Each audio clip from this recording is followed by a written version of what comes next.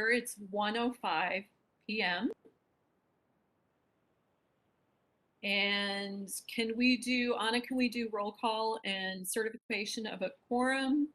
And then I'd love to do introductions after that. Sure. Okay. Meredith Rentz. Present. Dr. Charlotte Guillory.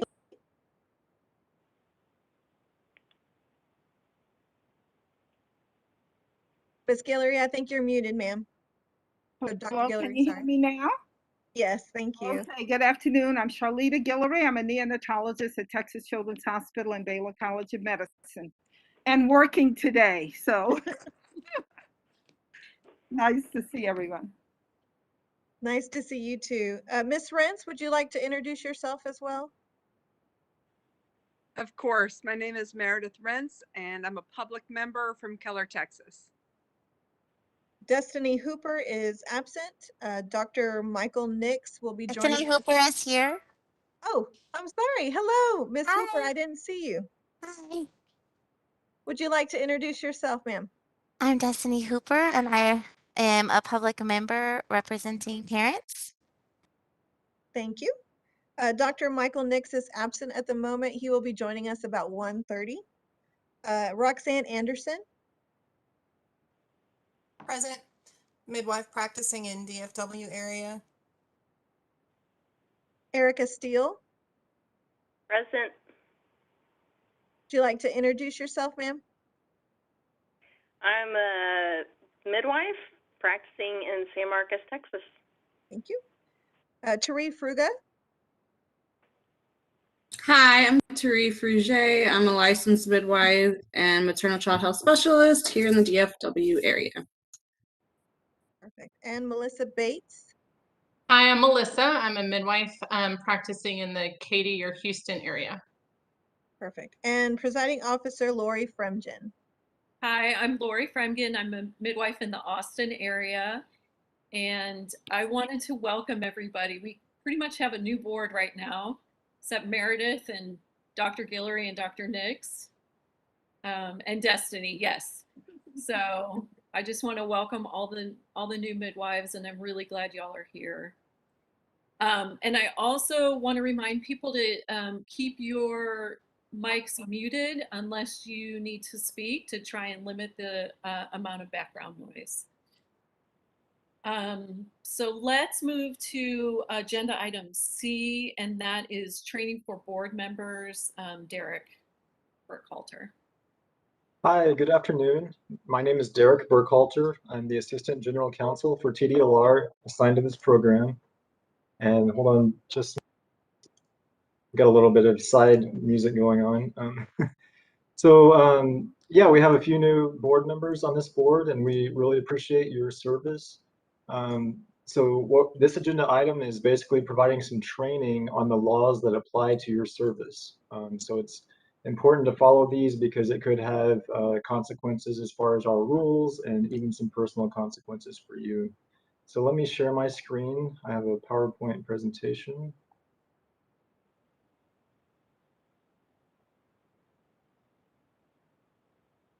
All right, can everyone see the PowerPoint?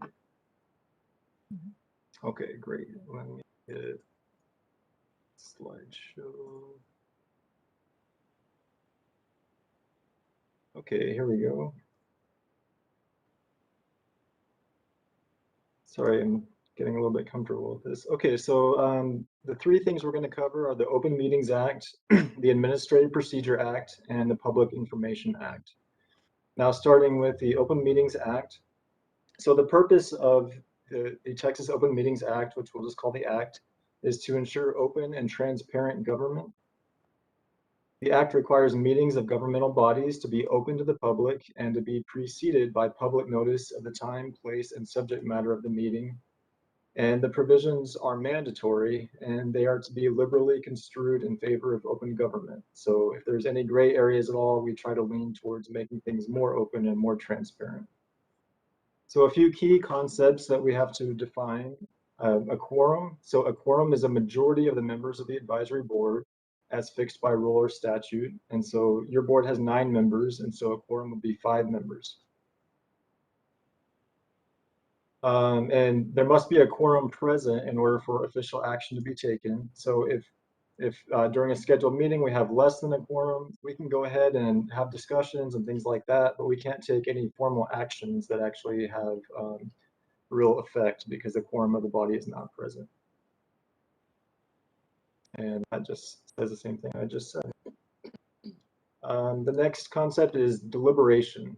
So a deliberation or a discussion means a verbal or written exchange among a quorum of a governmental body or between a quorum of a governmental body and another person concerning an issue within the jurisdiction of the governmental body. Now, meetings. So a meeting, as defined by the Act, occurs any time a quorum of a governmental body engages in a deliberation regarding public business or public policy over which the body has supervision or control, or anytime the body takes formal action. And finally, notice. The Act requires advance written notice of the date, time, place, and subject of each meeting. We provide this notice in the form of an agenda, and that's filed with the Secretary of State's office. We also send out that by email, and it's on our website. It has to be filed with the Secretary of State's office at least 7 days before the meeting, and it must be posted online. And the board cannot really engage in discussions about a subject that's not included on the agenda. So if the conversation kind of strays off a little bit, I may have to jump in and intervene and remind us to stay on subjects that are on the agenda. And so a question that often comes up is, what about social functions, conventions, and workshops? So keeping in mind that a meeting occurs whenever a quorum engages in discussion about an issue, can members ever meet in an informal setting without violating the Open Meetings Act? And the answer is yes. Members can engage in conversation that is incidental to an event like a workshop or convention. However, the discussion will be subject to the Open Meetings Act if a quorum of the members is involved and the members engage in discussion about formal business. So if you're in one of these workshops, you need to kind of be aware of which other advisory board members are present, and be sure, if there is a quorum, to not engage in any sort of discussion about the board's business. Always be aware of any situation occurring outside of a properly noticed meeting. So that could be anything like online forums or things like that. And be sure not to engage in substantive conversations relating to board business when a quorum is involved and you're outside of a formal scheduled meeting. And be aware of the walking quorum. And so what a walking quorum occurs when fewer than a quorum of members engage in discussion about official business, and then they later communicate that same discussion to other members. So even though the full quorum wasn't involved in the initial discussion, it can sort of branch out into a quorum through subsequent conversations. So it doesn't really matter that you're not all present together. If the conversation reaches people through messages or other conversations, then you could have what's called a walking quorum. So an example is, say that there's a 5-member advisory board and 2 members exchange phone calls and emails regarding business. And so 2 members is less than a quorum. And then they later exchange the research that they've each performed regarding that issue. And then one of the board members subsequently forwards the exchange to another member. So that would be 3 or more. And now the members have engaged in a walking quorum by starting in a small discussion that branches out to a larger one. And so walking quorums can occur during conference calls, video conferences, hallway discussions, emails, text messages, and other technologies. And we especially have to be careful when it comes to social media like Twitter and Facebook and those sorts of things, because you never know, you know, a quorum of people could be participating in that discussion, even if it's just a Facebook post. So we really have to be careful about those types of situations. And to avoid a walking quorum, we just need to remember, you know, don't meet in small groups and then communicate those discussions to other members. So don't send emails or text messages to a quorum of members regarding official business. Even if the email is addressed to each person individually, that's not really what matters. It's, you know, who does the full conversation end up eventually reaching? And again, be careful on social media, because there could be a quorum of people looking at your post and responding to it. And you also want to be careful not to do like polling of members individually by contacting members individually about any sort of business. Again, it doesn't matter that you're not assembled together. If the communication is reaching everyone, even if it's individually, that can become an issue. So just some guidelines to remember, and some of this is kind of repetitive. So we are limited to discussing the specific items on the agenda. We don't want to stray off the agenda. During the public comment portion of the meeting, which is coming up soon, members of the public have an opportunity to speak to you, but we do set limits on how long they can talk. So the public member can raise a subject that is not on the agenda, but we can't really respond to the public commenter, especially about an item that's not on the agenda, because that, you know, that discussion goes beyond the agenda. So really the public comment period is really just an opportunity for you to hear public comments. It's not really to engage in a discussion.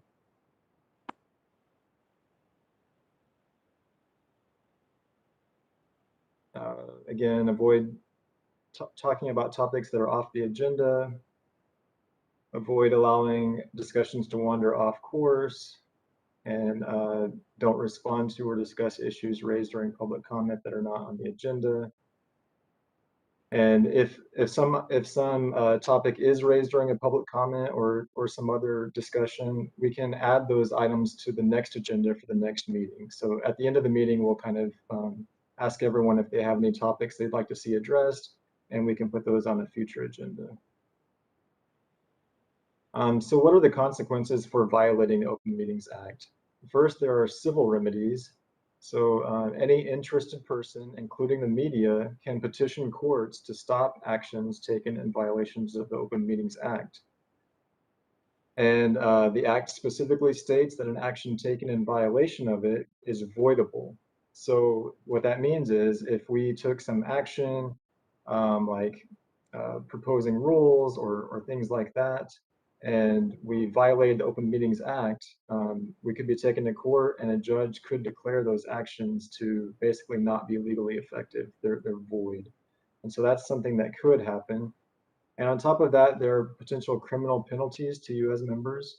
So members who knowingly participate in a walking quorum can be subject to misdemeanor criminal penalties. That could be a fine of $100 to $500, confinement in county jail for 1 to 6 months, or both the fines and jail time. So again, this can have personal consequences to you, so just be really careful. Some best practices: avoid communications that involve a quorum about official business that's outside of a public meeting. Confine your discussion to meetings topics on the agenda. And see, that's all on that slide. These are just a few resources that are also in your meeting materials. If you want more information on this, the Attorney General has a really good informative video that you can find, and they also have a really good handbook. And you're always free to call our General Counsel's office if you have any questions about that. I'm going to pause right here and see if anyone has any questions about the Open Meetings Act specifically. Okay, hearing none. Next, we'll talk about the Administrative Procedure Act. And its purpose is to establish minimum standards of uniform practice and procedure for state agencies, and to provide for public participation and transparency during the rulemaking process. So the Administrative Procedure Act with APA, it basically sets out the process for how we go about making rules. So a rule is a statement of general applicability made by a state agency that, and this is a really formal definition, implements, interprets, or prescribes law or policy, or describes the procedure or practice requirements of a state agency. So it's important to know the difference between a statute and a rule. So the statute is legislative action. It's like a bill that gets passed to create a new law. So like the Occupations Code, Chapter 203, the Midwifery Act, those are all statutes. And then rules are passed by the agency that regulates the program, and they kind of fill in the gaps of where the statute kind of left things open. So often the statute doesn't give us all the details on how to regulate a profession. The agency has to go in and make rules like standards of practice and standards of conduct and things like that. And so that's part of what this board's business is to do, to make those rules. But it's important to understand that the difference between a statute, which is legislative action, and a rule, which is agency action. So really, a rule addresses any way that the public is affected by department operations. But if the subject is just something like internal to the department, like how we manage certain internal procedures, we don't have to make rules to do those sorts of things. But any policy that affects the public, you have to have it in rule for it to be actually legally effective. And when we say a rule, we're talking about a new rule, an amendment to an existing rule, or a repeal of an existing rule. So those are all considered rule-making actions. Rulemaking can be done in response to several different things. Sometimes there's legislative changes after a legislative session, and we have to make rules to respond to the new statutes that were passed. Sometimes advisory boards will have ideas for new rules and we'll implement them based on that. Sometimes staff has new ideas. And sometimes we have to go through a 4-year rule review, and I'll talk more about that later, but sometimes our ideas come from that. And additionally, anyone from the public can file a rule petition if they have a change that they would like to see. Now, with regard to a rule petition, any interested person can submit a petition. And interested person means a Texas resident, a business in Texas, a governmental subdivision in Texas, or basically an organization in Texas that's not a state agency. So really anyone, whether a person or an entity, is considered an interested person who can file a rule petition. So this slide is going to give you kind of a visual summary of the rulemaking process. So we start with a rule idea and drafting the rule idea. And then we take that draft and we go through internal review and analysis. We have to do a fiscal impact analysis. We have to decide how it affects the public, how it affects the state revenue, those sorts of things. And then we have to send it over to the governor's office for review. And they have a few things that they sort of review it for, like anti-competitive things, or just things that sort of raise flags generally. And assuming the governor's office gives us approval, then we can present that rule to the advisory board for the first time. And so that's where we're at today in today's meeting with our rules that we'll consider later. And if the advisory board votes to recommend publication of the rule, we would then file the rule in the Texas Register. And that is a public publication. It comes out every week, and it basically gives the public notice of departmental actions for all the various state agencies. And so once it's filed in the Texas Register, that begins a 30-day public comment period where the public can submit comments to the department, giving their thoughts about the rule, whether they like it, don't like it, want to change it, whatever's on their mind. And the department takes those public comments and reviews all of them, and we consider them. And we also bring them back to you as the advisory board at a second meeting. And, we talk about the comments. We decide if any changes need to be made to the proposed language in response to those comments. And assuming the advisory board accepts everything and recommends the commission adopts them, we'll then take the proposed rules to the commission at a public meeting, and the commission can vote to adopt them or not. If the commission does adopt them, then we file an adoption notice, again in the Texas Register, and then the rule will take effect no less than 20 days after that happens. So that's kind of the overview of the full process that we have to go through. You can see it's kind of an involved process. Are there any questions on this process at this point? Okay. So this slide is going to give you an overview of the 4-year rule review. And so the government code requires that every 4 years we go and we look through our rules and we make sure that they're still necessary, that the reasons that they were first passed, those reasons still exist and the rules aren't obsolete and those sorts of things. And so we have all of our programs on a 4-year schedule. We publish what's called a notice of intent to review, and that lets the public know that we're going through this process for their program. And then the public has 30 days to comment on whether they think the rules are still necessary, whether there should be changes, and those sorts of things. The General Counsel reviews the comments and makes a recommendation to the Commission as far as whether the rules should be readopted or not. The Commission will review the rule filings and all the comments that were received, and the Commission at a public meeting will decide whether or not to readopt the rules. And we also take the comments and any recommended changes to the advisory board to get their input on that as well. And as we'll discuss a little bit later on in today's meeting, we recently went through the rule review process for the Midwives program. And we do have a few public comments from that we'll discuss later today as well. So here are some resources about the rulemaking process. These are in your meeting materials as well. Again, the Attorney General has a handbook about this if you want more details and more like case law citations and things like that.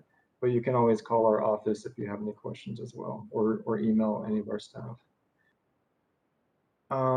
Any questions about the Administrative Procedure Act generally before I move on? Okay, and so finally, we're going to talk about the Public Information Act.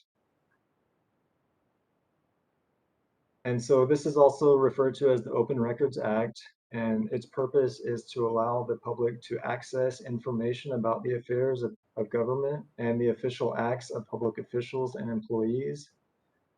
The Act makes all documents, records, and other information relating to official business open to the public with a few exceptions. Public information includes any electronic communication created, transmitted, received, or maintained on any device if it is in connection with official business. So that means if you're discussing public business on your own devices, like your phone or your tablet, that information can also be subject to a public information request. And so it's best to kind of maybe create a folder for those types of things with a password locked capability. And so those are stored, where you can easily access them and provide them if we get some sort of a request where we need those documents. And the Act is construed liberally in favor of granting requests for information. So again, if there's any gray area, we lean towards providing the documents. So if you receive any sort of written request for records or any correspondence that looks like a request for information, you need to forward that request to us, to either our advisory boards team or our general counsel office, because we have pretty strict deadlines as far as how quickly we have to respond to those requests. Generally, we have 10 days to respond after receiving the request. So you can understand that it's kind of urgent. If you receive that, you need to forward it on as soon as possible because that 10-day clock has already started ticking. And if someone requests documents, we can't ask them why they want it or for what purpose. We can only ask for clarifications. So the general rule is that all documents are subject to the Public Information Act, but there is certain information that we have to redact from any records we disclose, such as dates of birth, personal email addresses, educational information, and private health information, HIPAA information, or Texas Medical Records Privacy Act information. So when we produce records to a requester, we will redact those and black them out if any of that information is on the documents. And these are a few resources if you want more information about the Public Information Act. So that ends the presentation. Are there any questions? Let me stop sharing. Okay. Any questions about any of that before we move on? Okay, well, thank you very much for your patient attention. I think that's the end of this agenda item. Thanks, Derek. The next agenda item is D, Advisory Board Member Training, and Mary Winston. Good afternoon, everyone. Mary Winston, Tdlr. I kind of accentuated the afternoon because we've been saying good morning all day before we logged on. So before I start with this, I want to acknowledge the presence of one of our commissioners. Commissioner Helen Collier has joined us for this meeting. We always like to acknowledge their presence. They are the commissioners for the entire agency, and when they take time to come to an individual board meeting, we really appreciate them taking that time out of their busy day. Commissioner Collier, would you like to say a couple of words before I make my short presentation? Thank you, Mary. I appreciate that. And Chairwoman Laura, thank you so much for your leadership on this particular board and all of the persons who volunteer. So it's a pleasure. Good seeing you, Dr. Guillory, again as well. As Mary noted, being on the commission, we are assigned to certain boards, and this is one of the boards that I've been assigned to for a few years now, I think, since I've been on the commission. So I keep the focus of life in front of me, and it's very important. So I appreciate everyone's dedication and commitment. Thank you, Mary. Thank you so much. Madam Chair, if it's okay, I'll start my little presentation. Is that good, Laurie? That's good. I do want to say welcome and thanks for coming, Commissioner Collier. Awesome. Mary, Okay. I'm sorry Yes. to interrupt, but I'd like to announce that Dr. Nix is now in the meeting. Dr. Nix, welcome. Thank you so much. Both of our MDs and all of our practicing midwives are taking this time out, as well as our public members. But thank you so much for that. We knew you were going to be a little late. Thank you for joining. We are currently at D, and I'm going to just provide just a little bit of training for the advisory board.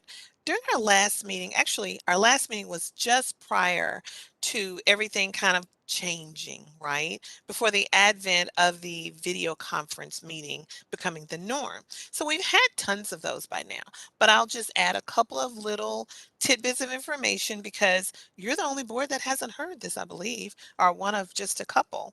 So it's being conducted by a video conference. This is public and it's being watched via live stream. Anyone who signed up for public comment will get a chance to do so later. Actually, we had a public commenter who was disconnected somehow. We have been trying to reach her in the background. So if she's reconnected, we will acknowledge her at that time of public comments. Also, then I want to just do a couple of tips. First of all, we're on YouTube. Any new members, welcome. And if you watched any of our meetings on YouTube, we've been doing this for a little bit.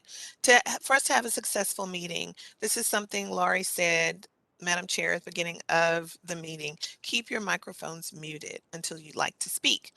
Please put all phones on silent and turn off other sources of noise in your workspace. It just kind of helps not to interrupt the flow of the meeting. State your name before you begin speaking. Raise your hand if you'd like to speak. Many of these platforms have a hand raise feature because so many folks are doing so many things at once, we may miss that. But a raised hand will be able to catch that and you can be acknowledged by our chair. Just be sure that that's visible. If you have any problems connecting during the meeting, try to let the presiding officer know. We have staff working in the office to help you with connectivity issues. If at all possible and barring any of those connectivity issues, stay on camera even if you're not speaking. And if you need a recess, again, raise that hand, let our presiding officer know, and I'm sure she will happily oblige. Again, if you're inadvertently disconnected, please reconnect using the same link. By now, we've had many of these meetings, and each one will sometimes have a minor blip that's either in the background or connectivity issues that are in the forefront, but we deal with them individually and we make sure we get all of our business handled for the day. We adjust and we make sure that the profession that we're dealing with gets those things done. This is this little presentation. If you have any questions, just let me know. But just a little minor tutorial about how we cannot become the next YouTube sensation. Thank you, Mary. Okay, let's go on to agenda item E, which is the approval of the minutes. And for everybody on the board, that's on page 15 of the packet that was sent to us earlier.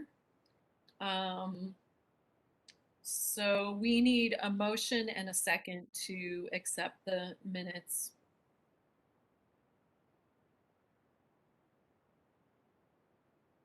I'll make a motion, Laurie.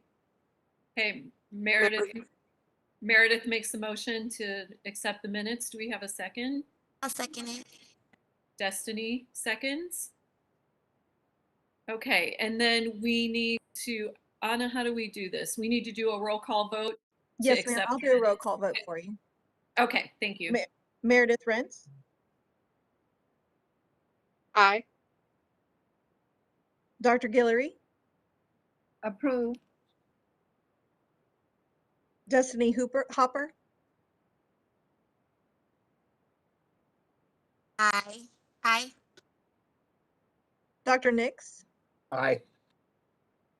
Roxanne Anderson, Aye. Erica Steele,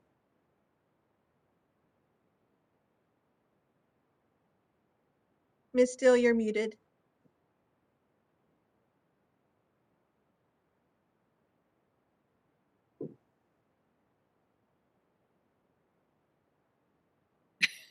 Is a thumbs up acceptable or a thumbs down? Or does it need to be oral? I think we can accept a thumbs up. Okay. Ms. Steele, do you approve? Yes, thank you. There we go. Tari Fruget, Aye. Melissa Bates, Aye. and presiding officer Lori Fremgen. Approved. Motion passes, ma'am. Okay, thank you. The next item on our agenda is public comments. Mary, or Anna, where are we at with that? So we do not have the public commenter in the meeting. She disconnected for some reason. I don't know if she was having technical issues. We did send out a couple of phone calls out to her to see if we could assist her in getting her back, but she has not answered or logged back in. But when she does log back in, I'll let you know and we can go back to the public comments. Okay, great, thank you. And then has the board received all of the written public comments that Yes, have been ma'am. submitted? Okay, thank you. Okay, so let's go on to agenda item G, the staff reports. Leonard? Good afternoon, everyone. Good afternoon, advisory board members, and welcome to our new advisory board members. Thank you for being here. My name is Leonard Rivas. I'm the licensing manager for the Midwives program. In your packet, you should have a copy of my report for the licensing statistics. I will go over the licensing statistics for the third quarter. The new licenses issued for the third quarter were 9. The renewals 67, and at the end of the third quarter, the total population was 308. Moving right along to the licensing work group. The licensing work group met on December 14th, 2020 to update the licensing standards and other cleanup. Later on in our meeting on agenda item I, presiding officer Fringeman will give an update on the progress of the licensing work group. Emergency license and extension update. On November 23rd, 2020, the commission met and approved emergency rules relating to the COVID-19 pandemic.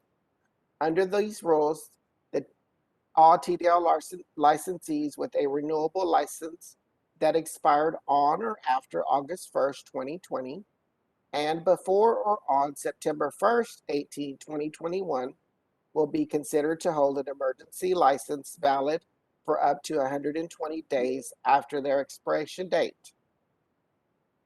If you have any questions about the emergency license extension, you can visit our website or for additional information. That concludes my report, and I'll be happy to answer any questions. Leonard, I do have a question or Sure. two. Sure. I do know that some of the midwives really struggled renewing their license this year. I even was one of them. At the website, we couldn't download everything all at once. I don't know, is that That's fixed? not the norm. I think it may have been a technical glitch or something, but that's not the norm because for most of the midwives that renewed online, we didn't have any issues. Okay, okay. And then my other question is, Sure. I know one of the, not in this session, legislative session, but the previous one, we had removed the floor for our licensing fee. Is that something we need to put in a work group, or is that how do we address that? So can you give a little more information about remove the floor? What Yes, we have a lower limit, or the lowest limit was written into our statute, I believe. And so not this session, but the previous session, that was removed. So now that we can lower our licensing fee, because our licensing fee is probably one of your higher ones, I think. So I know a lot of midwives are concerned about that, and how do we go about doing that? So I received a chat and it says the fee floor was removed. So is that what you're asking? Yeah, so then, Okay. and then how do we actually then go about actually literally lowering our fee? So Mary, can you give a little more information on that? Mary Winston, Tdlr. That is something that we do handle when we do strategic planning. Okay. So we look at fees. You're actually it's not on the agenda for this one, but we never take a break here at Tdlr, nor should we. We're at work. So we're either in a session, I'm sorry, we're strategic planning for the session, which means, we go out and ask those questions. What do we do well? What can we do better? If you were king or queen for a day, what would you do? What are the things that each profession is looking at, right? And that needs to be addressed. And we take all that and tabulate it, and we develop our strategic plan. Then we go into session, then we have bill implementation. So that's where that would happen, when we'll be asking those questions of what can we do. If midwives are wanting that back, you'll get a chance. Even since we've been virtual, we couldn't do the live things, but we put on meetings just like this for midwives to and the public to voice their concerns and to come and give that. So that's when we do that, Laurie. Okay. So should we make that be an agenda item, or just wait ma'am. until your next strategic planning? We're good. If it's an agenda item, there's nothing that we can do. Okay. That is something that, and I'm getting beeped all over. Thanks, Steve Bruno. That's up to the commission. It's based on annual fee review. So Okay. it is something that we will ask, again, a part of strategic planning, but they do an annual. And remember that Derek talked about a 4-year review. Yeah. For rules. Our commission does an annual fee review. So your concerns have been duly noted, and we'll touch on that in a couple of places. But the advisory board doesn't, it would be fruitless here. You have expressed that concern, and they will assess those fees. Okay, thank you. I really appreciate you explaining that, because I Thanks for know, bringing that up. yeah, the midwives ask sometimes. So, Yes. okay, thank you. And if I could just add to that real quick. So we have to set the fees to meet our cost of administering the program. So we don't just pick a random number. We have to look at how much expense we put out, paying staff to do the things that have to be done, and we set it based on that. So Okay. That's part of the calculation that goes into it. Thank you. Laurie, Mary Winston here. If we could just interrupt one more time. We actually have, we have our public speaker who's on, who's actually on the meeting now. I think she's in the waiting room. And thank you. She's been let in. So Ms. Littlefield Divine is here, and this is our one public commenter today. And I think this is typically a 3-minute public comment time. And Lori, I don't want to steal your thunder by kind of providing those instructions. Thank you. Yeah, I was going to remind people it's 3 minutes and not to make any comments and just listen to the public comment. And Anna, I believe, is going to track the time for us. Yes, ma'am. Okay. Are you ready for me? Whenever Yes, you're ready, ma'am. Okay. Hello, I'm Mary Littlefield, licensed midwife. I'm also a patient safety advocate and an ethics mentor.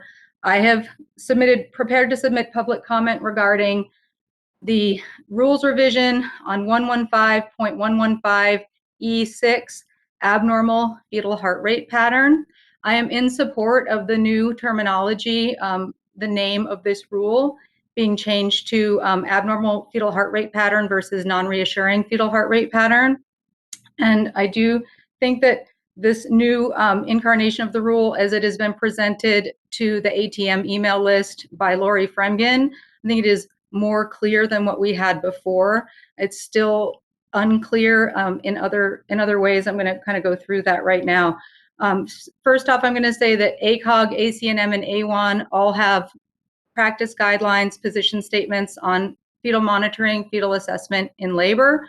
And the AWAN guideline is the one that's been referenced in the information that's been sent publicly to the midwives through ATM.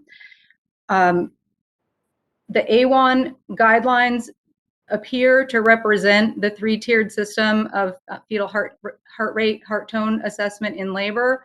ACOG also uses a 3-tiered system, and ACNM with intermittent auscultation promotes a 2-tiered system. So it's unclear in this particular incarnation of this rule which system we are supposed to be using. Are we supposed to be using a 2-tiered system or a 3-tiered system? The 2-tiered system is indicative of the restrictions of intermittent auscultation, which cannot pick up certain changes or characteristics of the fetal heart rate or pattern compared to using electronic fetal monitoring. And the AWAN literature repeatedly references electronic fetal monitoring, which licensed midwives are not capable of providing, not trained or licensed to use in an out-of-hospital setting. So I think, as well as AWAN really does do a good job of looking at the overall picture of what's involved in fetal assessment in labor, and really does a good job expressing that ongoing research is needed. There are some places where their document is not as applicable to us. They also specifically exclude LMs and CPMs from the list of providers for whom their guidelines are directed. So that's problematic. And it lends to the confusion as to which tiered system we're supposed to be using. So what I've read from Ms. Fremgen's publication via email, this abnormal fetal heart rate pattern constitutes bradycardia, tachycardia, abnormal rhythm, persistent recurrent variable or late decelerations after 30 minutes of intrauterine resuscitation measures, or tachycystoly. I'm so Yes. sorry. 3 minutes. Your 3 minutes is up as far as your verbal public comment. However, the board does have their in possession of all of your written comments. Okay. So they will be able to review those. And Thank that's you. for the public as well. Thank you so much Thank for being you. patient. Okay, bye-bye. Okay, thank you for the comments. Let's go back to agenda item G and staff reports. Customer service, Dawn Robinson. Good afternoon, advisory board members, Tdlr staff. My name is Dawn Robinson. I am one of the managers here in customer service. For our personnel update, as of Trey Seals, our former director of customer service, had 20 years of state service. 15 of those 20 years was with Tdlr. He has moved on to pursue other endeavors. And now we currently, as of last week, we have a new customer service director. His name is Strawn. Strawn has been with Tdlr for about 7 years, almost 7 years, and he was one of the managers here in customer service. Strawn has a very strong analytical background, and we are excited with the route that he is going to take customer service in the future. So we welcome him in the director position. As far as our statistics, from year-to-date fiscal 2021, we have a total of, actually that report goes up until June of this year. We have a total of 83 emails and a total of 388 phone calls. If you have any questions, I'm here to assist whenever you're ready. Thank you very much. Thanks, Dawn. Let's move on to 3 Enforcement Division, Karen Cox.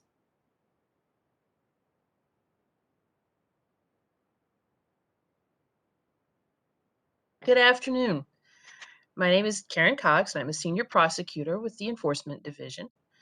And since our last meeting in January of 2020, we've had some personnel changes, which I'll start with the personnel updates. In my last report, we told you that we had promoted the inspection team, Amanda Barrera, Arusa Nizami, and Natalie Olvera, to program attorney positions. We since filled that position with 3 new attorneys, Sarah McKinney, Rachel Session, and Hunter McKinley, who have been hired as attorney twos to take over the positions that do inspection cases. Their hiring was effective April 15th, 2021. On August 1st of 2021, Cynthia Marple was hired as an attorney 3. She joins Tdlr from the Department of Public Safety's Office of Regulatory Counsel Division, where she prosecuted compliance and enforcement cases. Cynthia is now a member of the transportation team, which focuses on tow, vehicle storage facility, driver's education, and motor fuel metering and quality cases. Now let's go to some statistics. We're going to start with fiscal year 2021, which began September 2020, and these statistics go through June of this year. In this program, we opened 20 cases, we closed 12. It was 229 and a half days average from the day the case was open until it was closed. 1/3 of them were resolved within 6 months. 1/4 of them resulted in disciplinary action. And let me give you an aside to a minute to explain what disciplinary action is. Those are cases that are closed with some kind of order by either the executive director or the commission. The executive director signs default orders and agreed orders, and the commission signs off on orders in cases that go through the State Office of Administrative Hearings, through the proposal for decision process.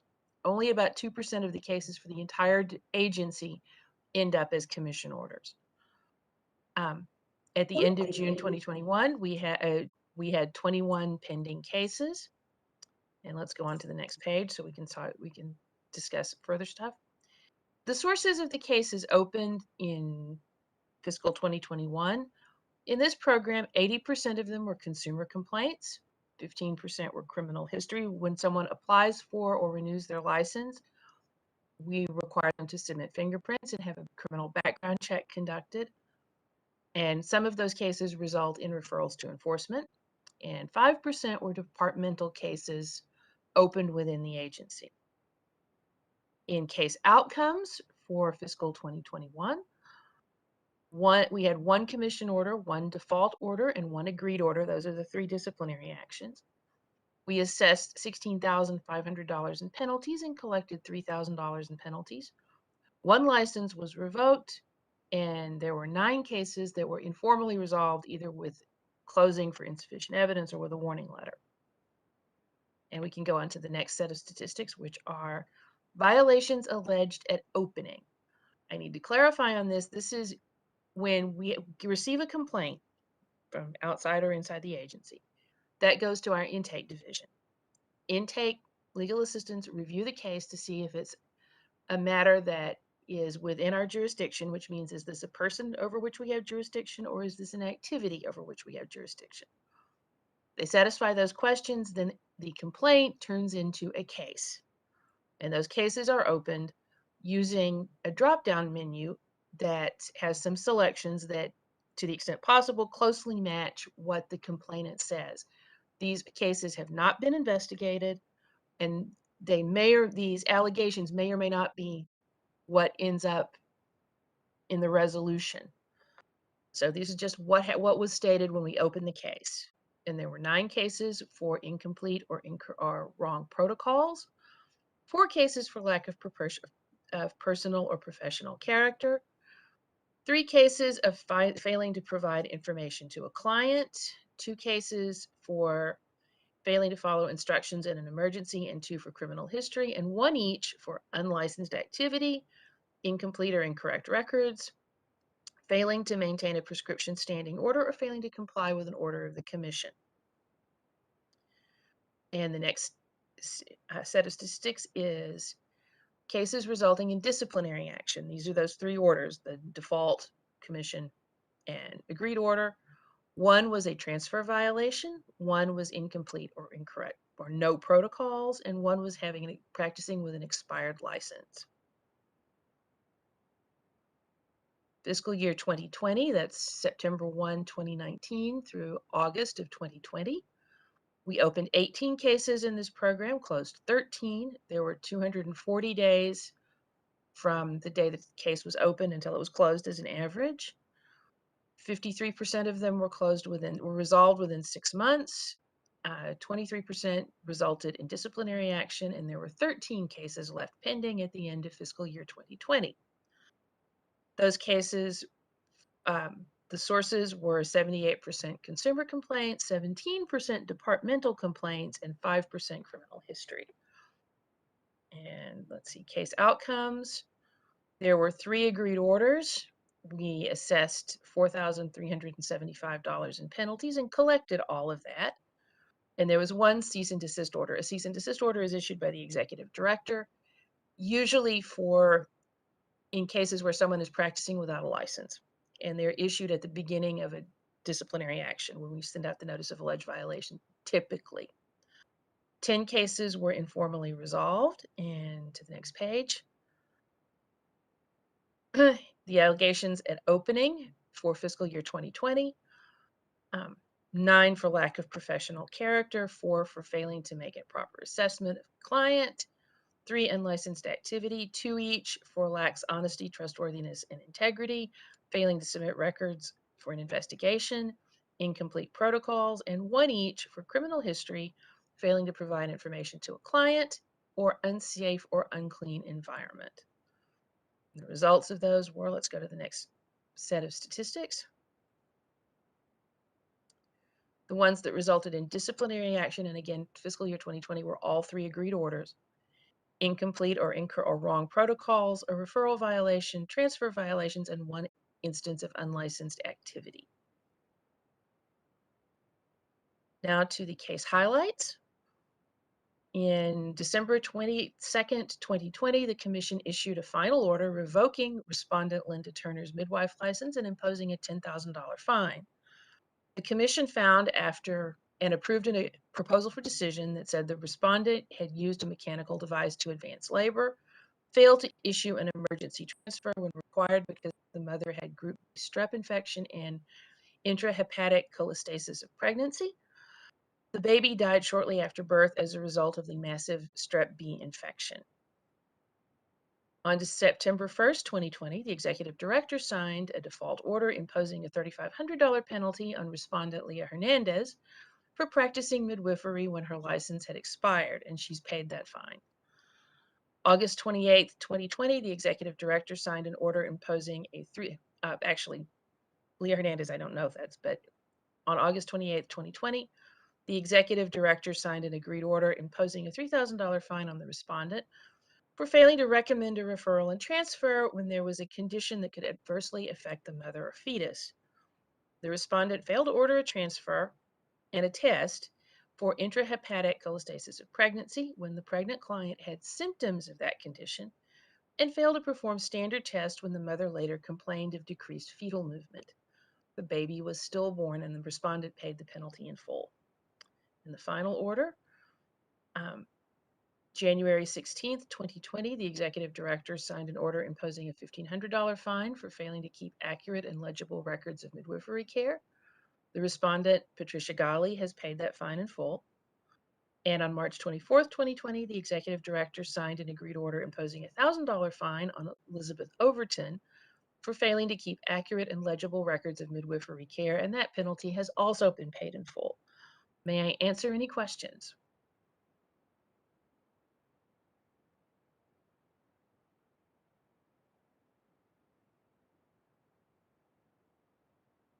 I have a question. Yes, please. There were, if you could, Roxanne, me- can you state your name first before you I'm say so your sorry. question? Yes, That's Roxanne okay. Anderson, midwife. Thanks, Laura. Thank you. Thank you. Question, a couple of the cases regarding not having adequate policies and procedures. I was curious exactly the context of that, policies and procedures. It was, I believe, on your first page.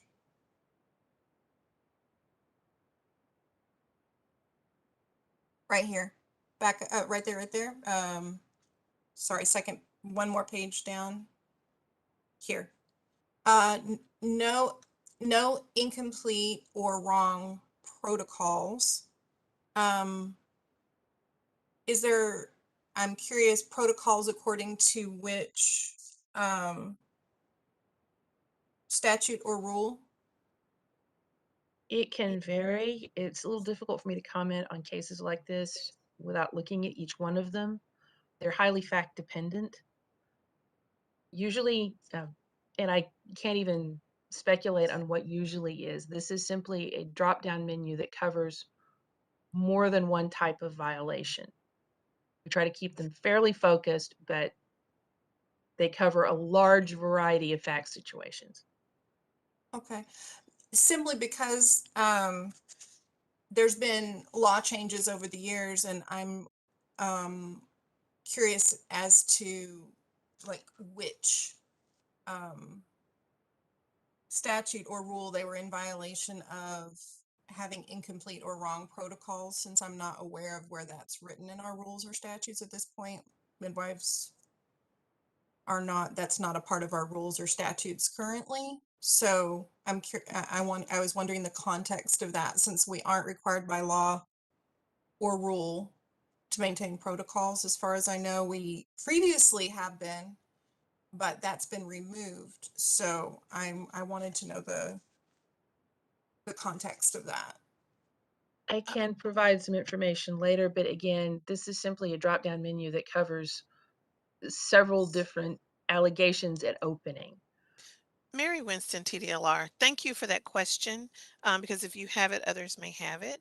So Karen is right.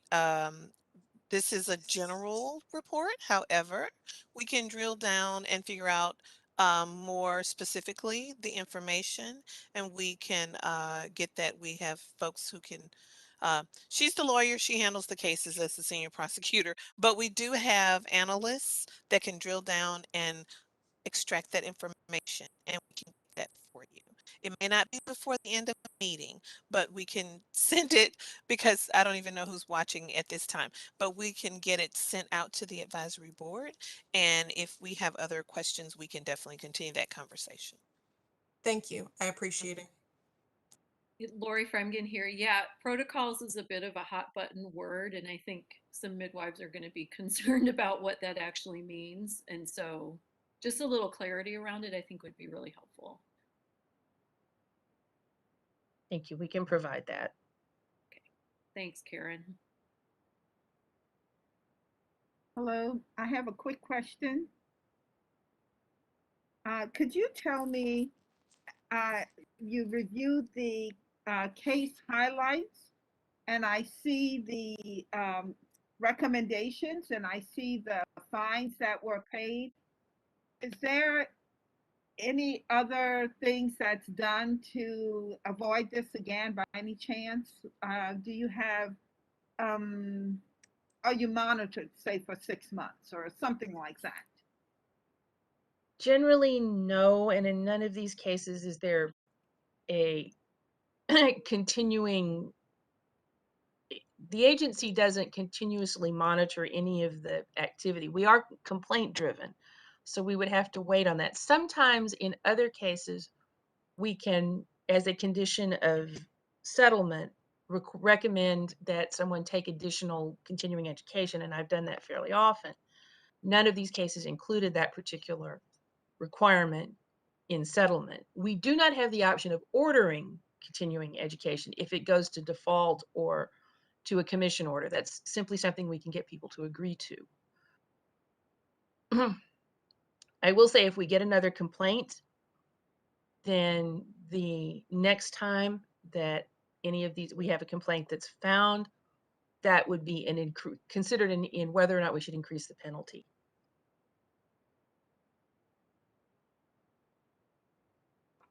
I know Lori Fremgen here. One of the purposes of our the Midwifery Summit was to address kind of some of the ongoing issues in complaints, and I'm curious after we do that little deep dive if maybe there's a something that we can do a class on or do some educating on for everybody. Mary Winston, Tdlr. Laurie, as you know, we are in the planning mode for that. Yep. And as we are having this meeting, and I'm you know, Katie Bryce and crew, because I don't want to forget anyone's name. They're currently kind of spearheading that. So if we come up with something else, nothing has been finalized, and this meeting, if it serves to where we see some more information that we can add in that training, we will. So yeah, thank you. Yeah, that'd be great. Thank you. Real quick, this is Katie Bryce, and I wanted to say that I wanted to say thank you to our presiding officer, Lori Fremgen, because she is going to be giving a presentation on Group B strep, which was a condition that one of these complaint cases dealt with. So I think that's very timely. Perfect. So that's kind of an example, Mary Winston, Tdlr, again, of something, some training that comes out of what we see in enforcement. And Mary and Chairwoman Laura, I mean, as I know in Don's report, and this is Commissioner Collier, in Don Robertson's report, I believe the month of February and March were both high peaks. I know she's already left the meeting, so I'm not sure what's driving that. But Mary, in that same vein, you know, as you're exploring topics and Chairwoman Laura, you know, as you noted as well, maybe see what's behind that, and can something be grabbed? Just an observation. We all renew our license at the same time of the year. So that's what the peak is. Yeah. This is Leonard Rivas with Tdlr, the licensing division. Commissioner Collier, I was just popping on to say that that's their peak time for renewals. Thanks, Okay, Lori. thank you. Yeah, You're thank you so much for that, because I know that was the time for the Snowdio going on too, so thank you. Right, you're welcome. Okay, anything else for Karen?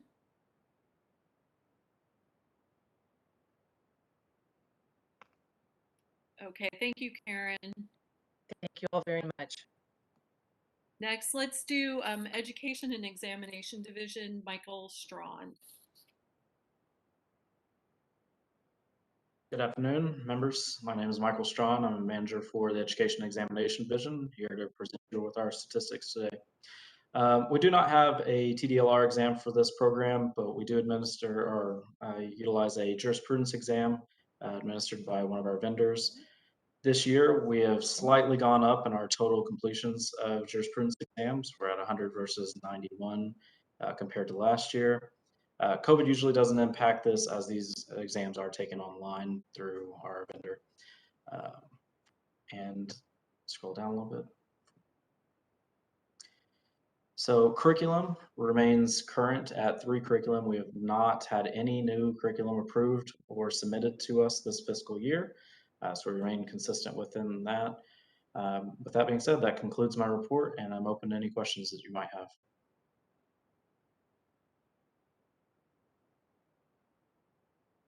All right, thank you for my time. Thank you, Michael. Next, we're going to do regulatory program and management with Katie Bryce. This is Hi. Gil. May I ask one quick question before we leave the jurisprudence exam? Is that the same exam that's given to everybody? Because I take it as well. That's why I'm asking. Yes, ma'am. Regarding the rules and laws for the program, there of course is the written national exam, but that is not affiliated to the Tdlr. Okay, thank you. Yes, ma'am. Okay, Katie. Okay, so I'm Katie Bryce with Regulatory Program Management. I am just going to go over some highlights from our staff report. We have hired 2 new staff members. Angela Sanders and Sean O'Neill joined our section in February, and they have been great additions to our team. Under current projects, the Tdlr Health Occupations Annual Report was submitted to the chairs of the House Licensing and Administrative Procedures Committee, House Public Health Committee, Senate Business and Commerce Committee, and Senate Health and Human Services Committee. In February, the report is required. It has license and complaint data and was emailed to advisory board members also in February. You can also find that on our agency reports on our webpage. We have been working on rule review projects for 6 of the medical and health profession programs. These are the 4-year reviews that we do. We've also been working on bill implementation teams to implement statutory changes from the 87th regular legislative session. We have been working with some of our programs with Office of General Counsel to draft emergency rules for some waivers that were granted by the Office of the Governor last April related to COVID. We have been working in a new licensing system, and we have 2 members from our section who are working under the Texas Division of Emergency Management's State Operations Center as Tdlr liaisons and health professions subject matter experts in support of the state's COVID pandemic response. Under outreach, we held the 4th Midwives Educational Summit virtually on November 6th. It was attended by over 130 people, which gave us the largest attendance yet.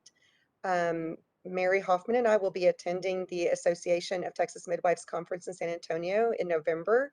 We're looking forward to that and looking forward to getting to see some of you all in person. And we will be hosting the 5th Midwives Educational Summit virtually on December 10th. I would like to say thank you to our advisory board members, Lori Fremgen, presiding officer, Dr. Nix, and Dr. Guillory for volunteering to give presentations at this summit. We just received approval for our agenda, so we will be posting that up on our webpage hopefully this week. And that concludes it for me. Great. Thank you, Katie. Anybody have any questions, comments?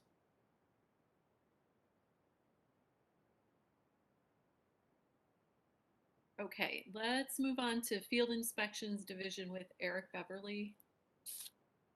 Good afternoon, Commissioner Collier, Presiding Officer Fremgen, and Advisory Board members. My name is Eric Beverly. I'm Director of Field Inspections. It's good to be with you and welcome new Advisory Board members. Since the Advisory Board last met, we've had a number of personnel changes.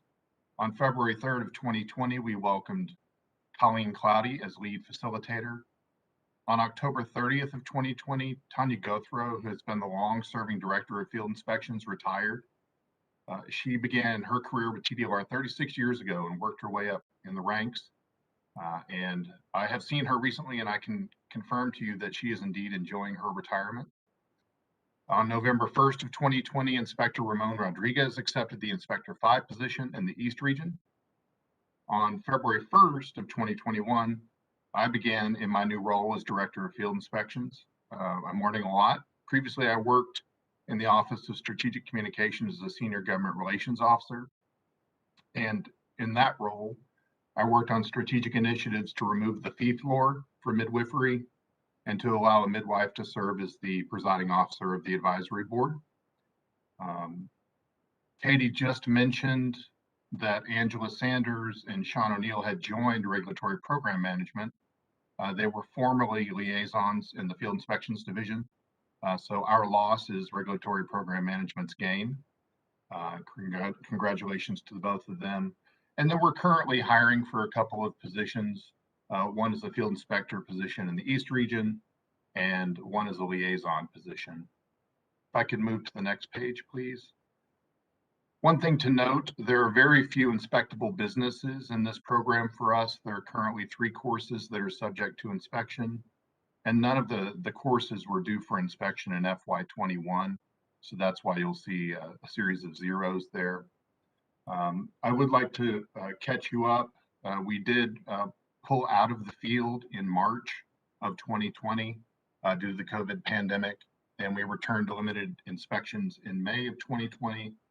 And then as conditions improved on April 6th, we removed all of the counties from a suspended or no-go list. And they remain open at this time, at least for inspection activity. That concludes my report, and I'd be happy to answer any questions you may have.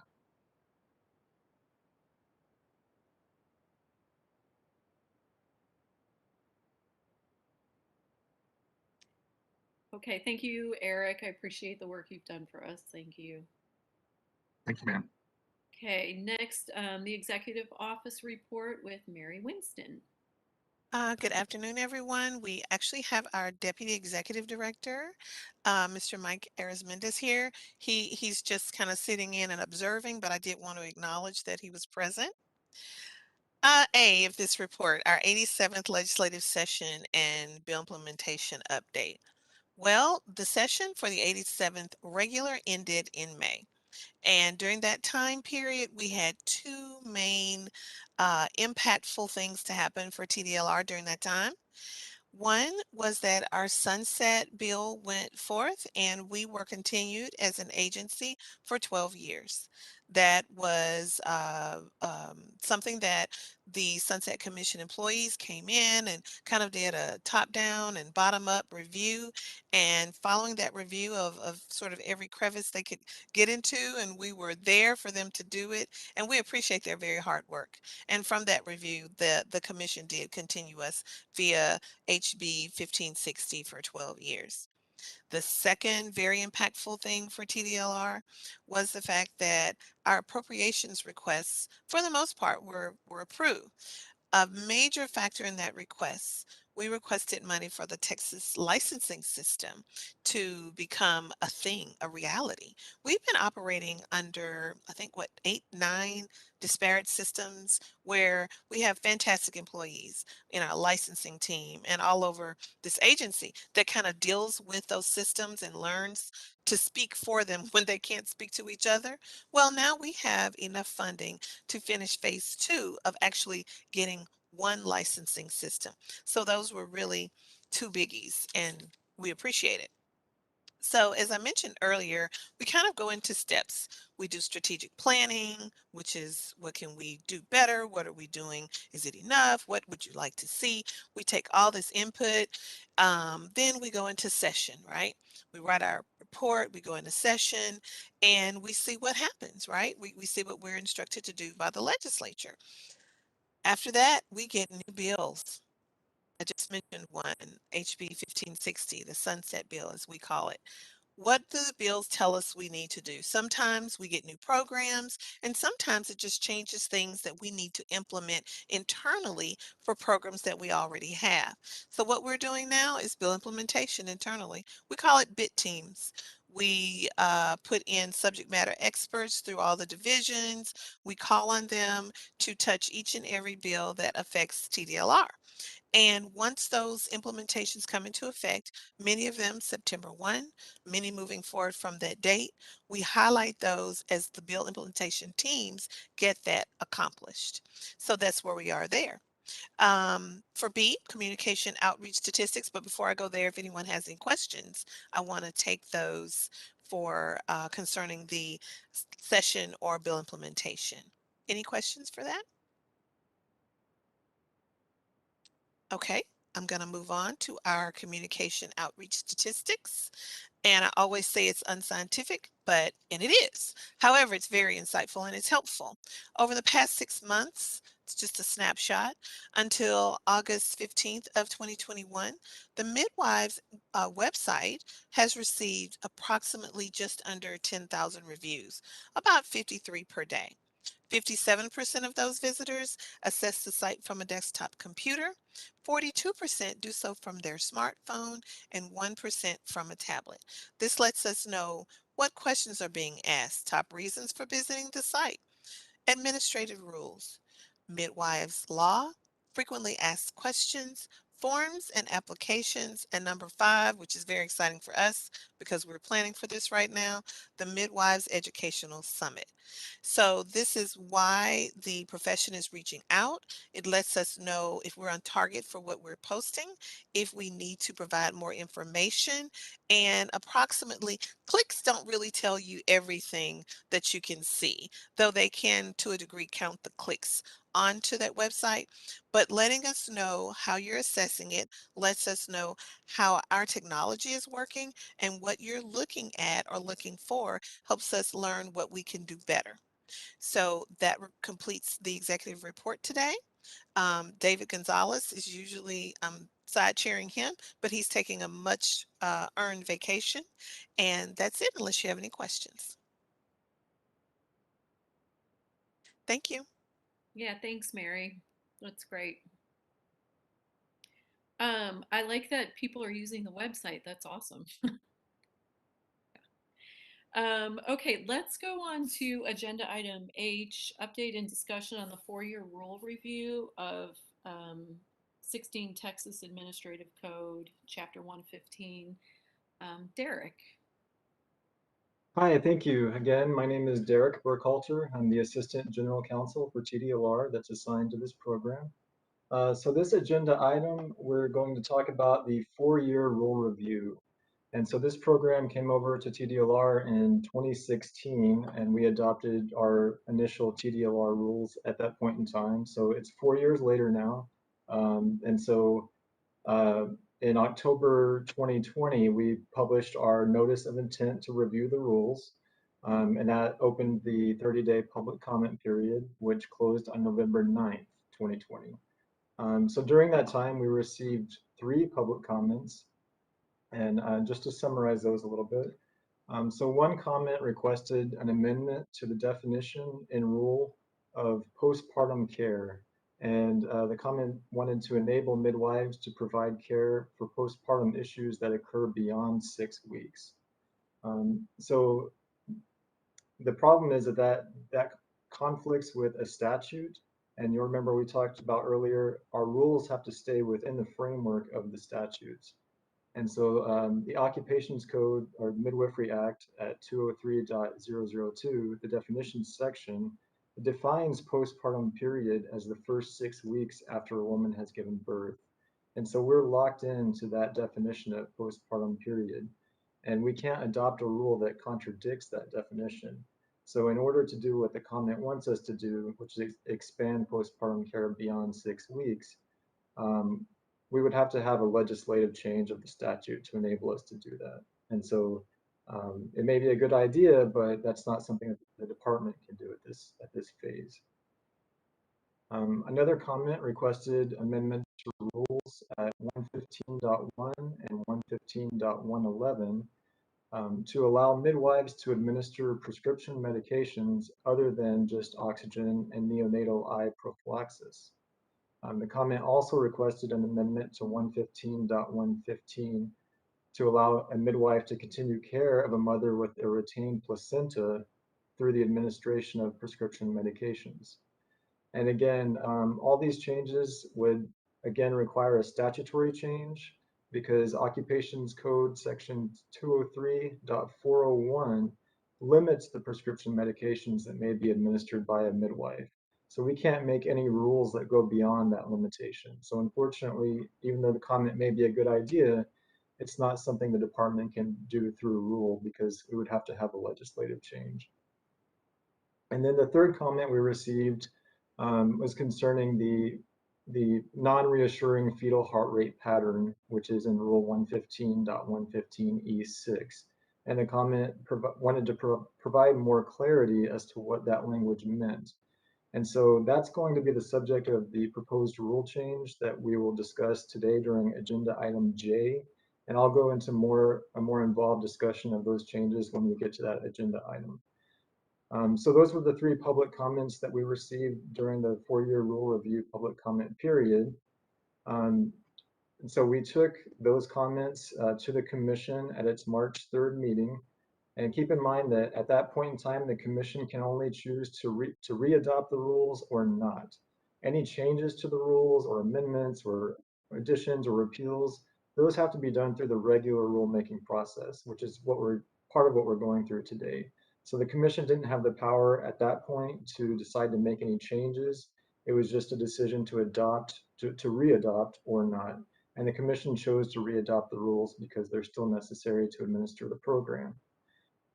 But through the rule review process, we had a lot of internal meetings, we had work group meetings, and we identified a lot of changes that we think will be helpful to improving the program.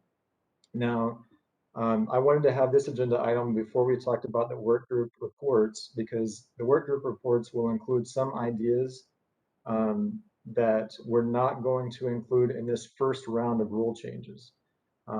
So today, we're basically dealing with the fetal heart rate rule.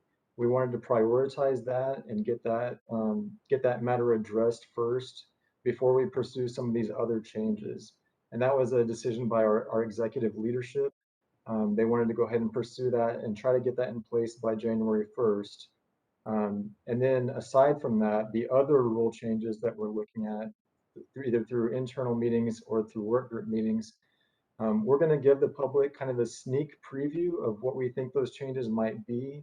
And we want to publish them on the website for at least 30 days to get some feedback on that before we formally propose them through the rulemaking process. And so that'll give us an idea of what your industry thinks about our ideas before we formally put them forward. And so we can take that feedback and fine tune our proposal and make some revisions before we, formally put it forward and go through the formal process. And so that's kind of an explanation for what we're doing here. We're kind of breaking them up into the priority rules and then the later to come rules that we're going to do a sneak peek on our website for. Let's see. I think that about covers it. Are there any questions or comments about the rule review? Derek, Lori Fremgen, I know you had mentioned that you guys saw some places that you thought we could clean up our rules. When will that be presented? So those non-fetal heart rate changes, those are the ones we want to post on the website ahead of time. We haven't decided on a timeline on that yet because we don't want to throw out too much confusion while we have this fetal heart rate rule out there and then have this separate set of rules out there.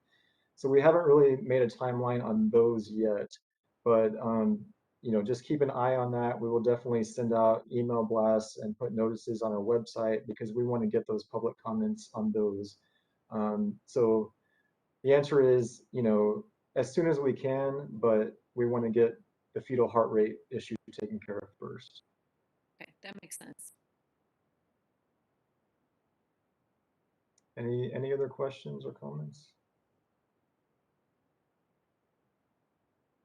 Okay, I believe that concludes agenda item H. Derek, do you want to go on to agenda item I? Sure. Okay, so these are the work group reports. We held a series of work group meetings, and for those of you who aren't familiar, work groups are like a smaller group of advisory board members who meet together to address specific topics, like we have a licensing work group, a standard of care work group, an education work group, an enforcement work group. And so we use the smaller groups. It's less than a quorum, so it doesn't have to be in a formal meeting. But they give us the ideas and the expertise that we can develop the drafts of rules that we will later bring to the full advisory board. And so 3 of those work groups have met since our last meeting. And we just wanted to go through and have some of the board members give those reports. And we'll start with the licensing work group. So I'll throw it back at you, Lori, if you want to give that report. Great, thank you. I kind of want to start by saying that COVID and changes on our board have thrown our little work groups into a little disarray. And we have it on our agenda today to reassign people to these work groups. So, but the licensing work group met, and the basic premise of that meeting was to update our initial licensing requirements. They've been below the NARM standards for a number of years, and so the work group is proposing that the initial licensing requirements matches the NARM standards. And basically, we just took NARM's language and put it into the rules. And then for the standard of care work group, that's another work group that it just was down to Dr. Nix and I working on these rules, but the bulk of our work has been this fetal heart rate rule.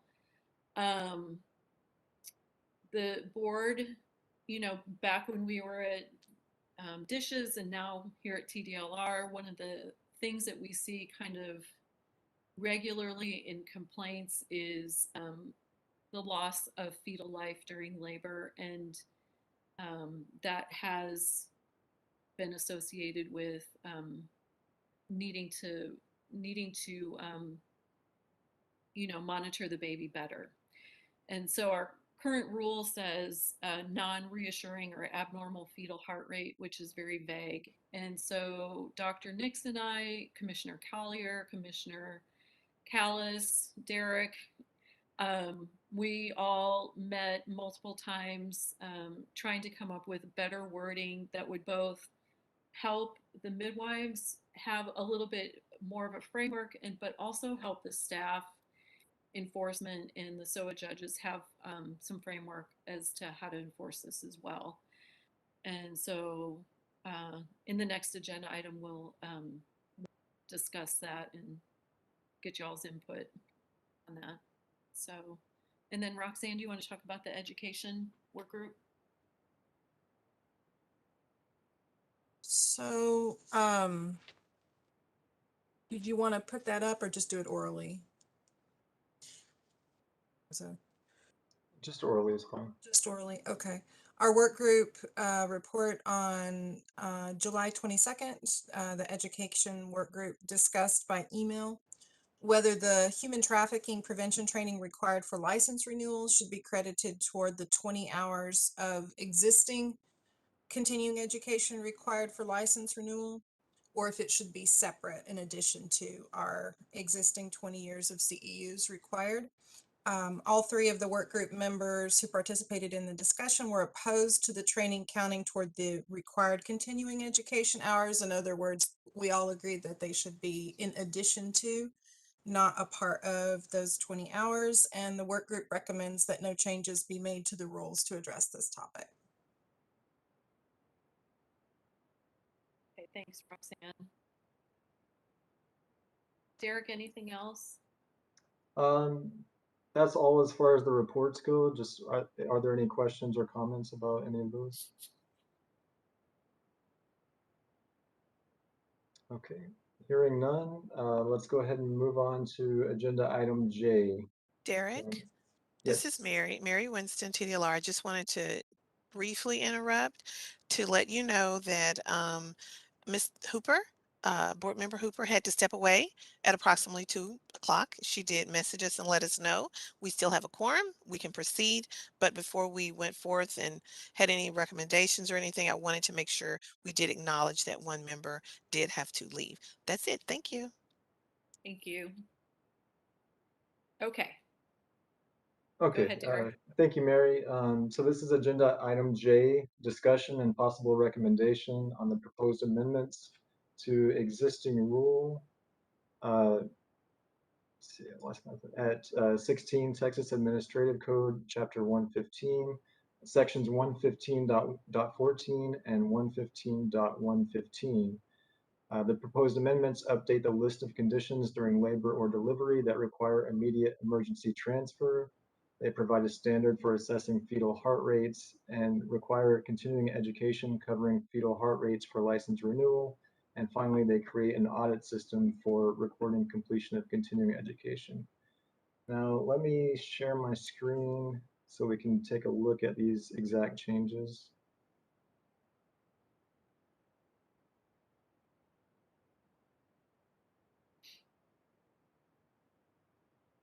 Okay. Can everyone see the Word document? Okay, great. So as we're looking at this, when you see underlined text, that is proposed new language, and text that has a strike through in brackets like this is language we are proposing to delete. So I want to actually start by scrolling down to 115.115, which is where we kind of get to the substance of what we're changing here. And so this is, of course, the section on labor and delivery, and we're going down to subsection E. And so this is the list of conditions that, if detected during labor or delivery, the midwife shall initiate immediate emergency transfer and document that action in the midwifery record. And so if we scroll down to paragraph 6, you can see the text that we had before was a non-reassuring fetal heart rate pattern.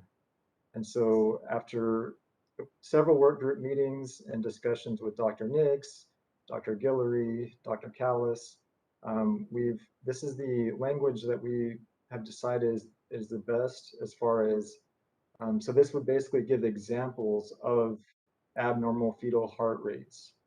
It's not an exhaustive list, meaning there could be other things besides this list, but we thought that this would give a little bit more clarity as to specific conditions the midwife is looking for. So that would include bradycardia, tachycardia, abnormal rhythm, or persistent, recurrent, variable, or late decelerations after 30 minutes of intrauterine resuscitative measures.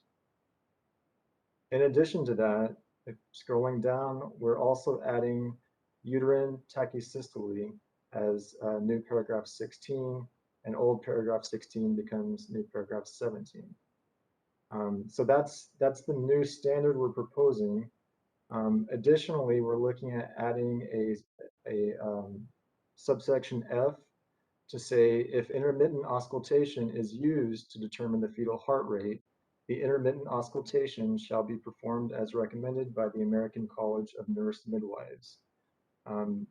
They have a position paper of October 2015, I believe, is what we were basing this off of.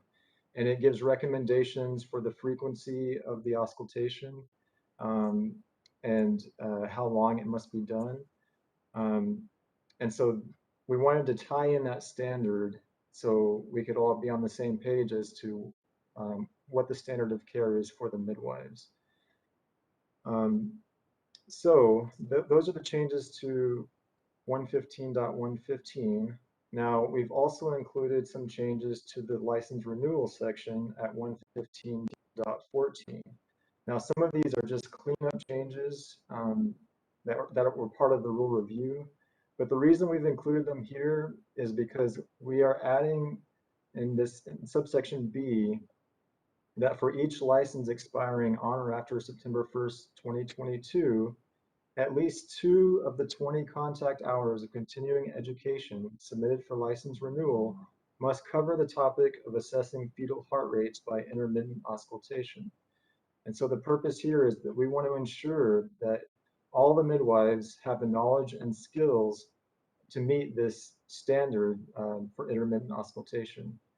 And those provisions together with the new standard, the ACNM technique, and the added continuing education, we think will adequately address the fetal heart rate issue and make sure all the midwives are educated on that standard. I'll go ahead and stop there because the other changes are a little bit less important, less relevant, but I just wanted to open up any discussion at this point.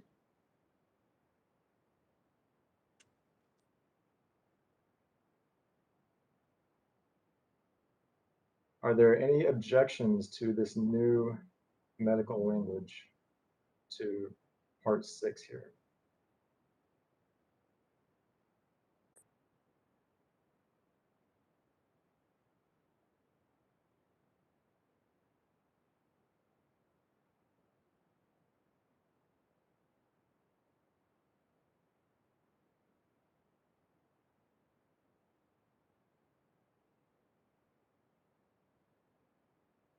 To put the unless birth is imminent phrase into this definition as well would provide further clarity.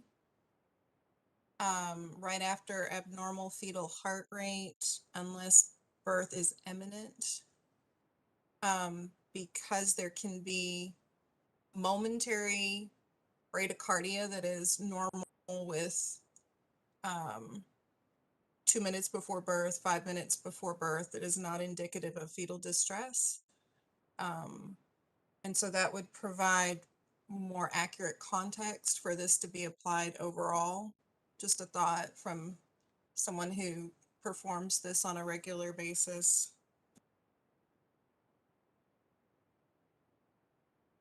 Okay. Again, Derek, can we make changes to this wording and then vote on it? Yes, Okay. we can. Okay. So we're looking at adding right here after abnormal fetal heart rate, comma, unless the birth is imminent, which includes but is not limited to this list of things. Yeah.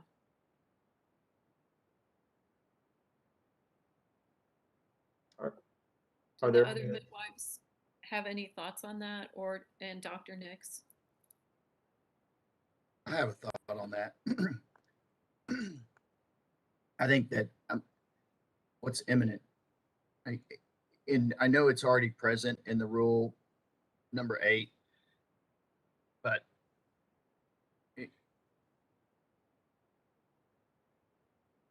the birth's that imminent, I don't know. I think, first of all, sorry, Michael Nix making a comment, but I feel a little bit more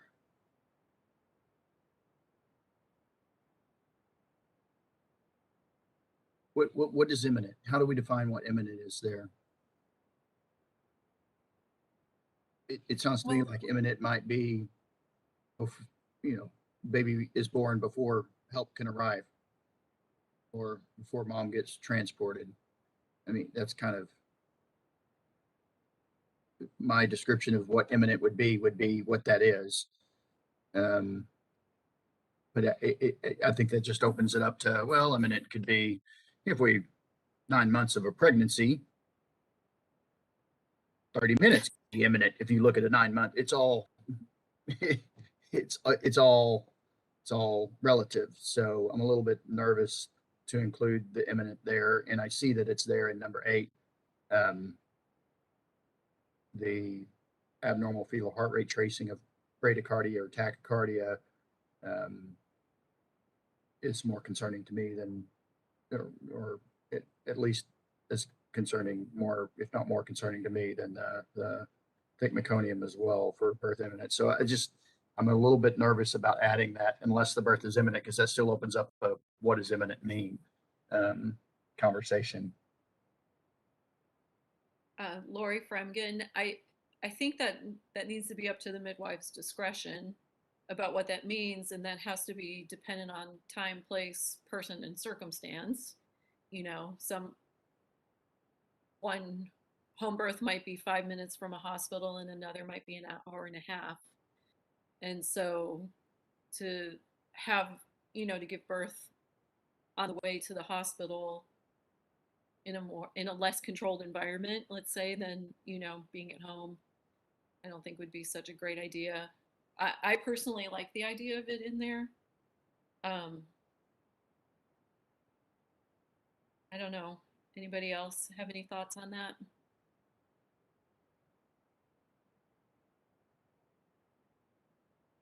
Tariq Rouget here, licensed midwife in the DFW area. First of all, I'd like to say that I agree both with Roxanne and with Lori, in particular in regards to midwife's discretion, right? Because imminence is going to mean something different for a G1 than it is a G2, or multip. So that is something that we have to consider as midwives in the moment at our own discretion. Where is baby's head? What is dilation like?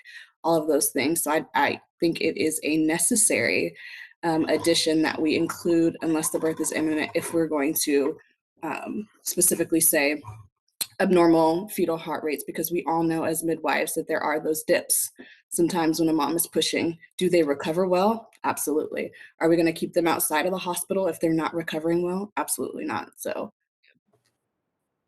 Mike Nix, we've already covered that with bradycardia is at least 2 minutes of continued fetal heart rate lower than 110 beats per minute. That's not a dip. It's 2 minutes of continued low.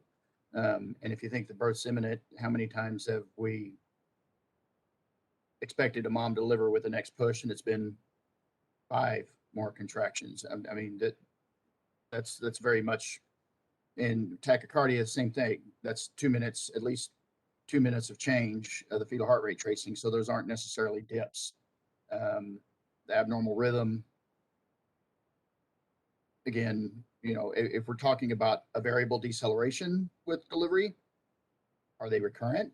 It takes at least half of them to be recurrent, and we're saying at least 30 minutes of to the birth.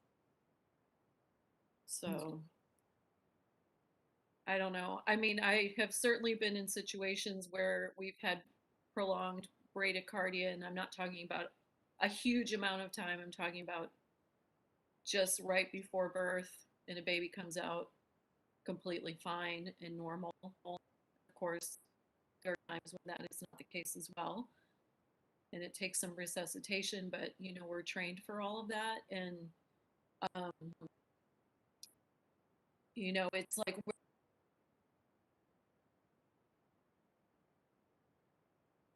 where is it safest? I personally believe it's safest in the home and not in the car. Yes, we could call EMS and have help on the way or whatever, and again, that could be up to the midwife's discretion. I don't know. I guess I like it added in there. Mike Nix, again, do you normally have the emergency responders right at bedside whenever you call them? It doesn't take them any time to get there at all? In other words, it depends where you are. You're saying you'd rather them deliver at home and not in the process of being there. But if you wait 2 minutes to establish bradycardia, then you call the emergent responder, and it's probably going to take at least 5 minutes of them getting there.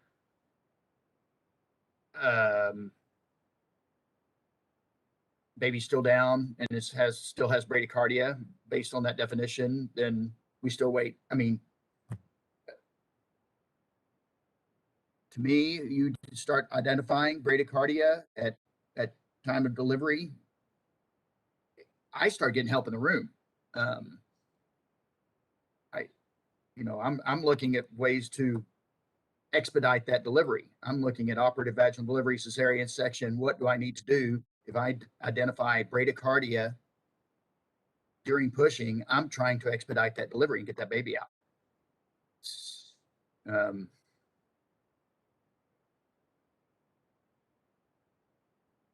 I think leaving it open to judgment of what imminent is just defeats the purpose of that rule at pushing to me. Dr. Guillory? Yeah, I have to admit, I do not know the definition of imminent, and that's a big problem. I do like the fact that we've identified what is bradycardia, tachycardia, and so that helps us mobilize whatever we need to help the baby. And I have to admit, if a baby is having significant bradycardia, they're calling for help already. I would be one of the ones they're calling in response. I think the imminent, unless the birth is imminent, gives us a little bit too much leeway in terms of interpretation. If we can define that, that's a little, and I think it would be hard to do. And from a legal perspective, that phrase adds a whole new element as far as its enforceability of the phrase. I mean, someone's defense could totally ride on that phrase. So if we don't have a lot of clarity on that, you know, we're going to have expert witnesses weighing in on what imminent means to them. Although, you know, as someone pointed out, paragraph 8 already has that phrase in it as well. So that ambiguity exists in paragraph 8 already. Just something to think about. Mary Winston, I wanted to add too, and I don't want to add into the scientific terms, but I do want to add that this, and I was just kind of confirming with Derek, this is a draft that we worked on, or they've worked on as an agency, and we worked on, that is now, depending on how it goes here, going to go out for public comment. That means public commenters can add, suggest taking away, and those things will be considered by this board at the next meeting, or should be at the next meeting. We give Derek time to the public commenters to comment after the 30-day posting and him going through them and so forth. But that's a part of the next meeting that would be going through the public comments and weighing those as to this draft of the rule. So this is good conversation, but it's not necessarily going forward as far as publication for final adoption to the commission yet. We're still in that drafting phase, and the public will have a chance to comment after today, after we get this draft. Lori Fremgen. So so then I have a question, Mary, about the process. So let's say we adopt this rule and it goes into the register, and then we get the public comment back and we decide to change it, whichever direction. Does it then have to go back into the public register, or can we make the change to move forward? It depends on the changes, and I'm going to let Derek handle that one. Okay. So with this specific change, I don't think we would have to take it back and republish. You usually only do that when it applies to a new segment of people, like a new population, or it makes a more strict standard or something like that. But here, this is just kind of a, you know, one phrase that's added. So I don't have those kinds of concerns, and I don't think we would have to republish either way. So what if we remove the unless birth is imminent and look for public comment, and if midwives feel strongly about it, we can add it in? Roxanne, what do you think about that? Can you hear me? Yeah. I switched computer. This Oh, is Steele. Erica's here. Sorry, it took a little bit, but I think it's interesting hearing everybody discuss. And what I was trying to say earlier is I hear what you're saying, Dr. Nix, to the extent, I think one, what I was referencing as far as time is, you know, midwives should know the definition of, you know, or where is that definition that says 2 minutes of bradycardia, 2 minutes of tachycardia. I think that was more what I was referencing. If we know those definitions, then yes, absolutely. Second, anytime someone tells you something is imminent, if someone's going to break in your house and it's imminent, or there's a fire and it's imminent, that doesn't mean it's 4 months from now. So that seems like a little bit of a stretch to say that we're not clear on what imminent means. It means it's going to happen very soon, and it might be 5 minutes, but it's certainly not a month from now.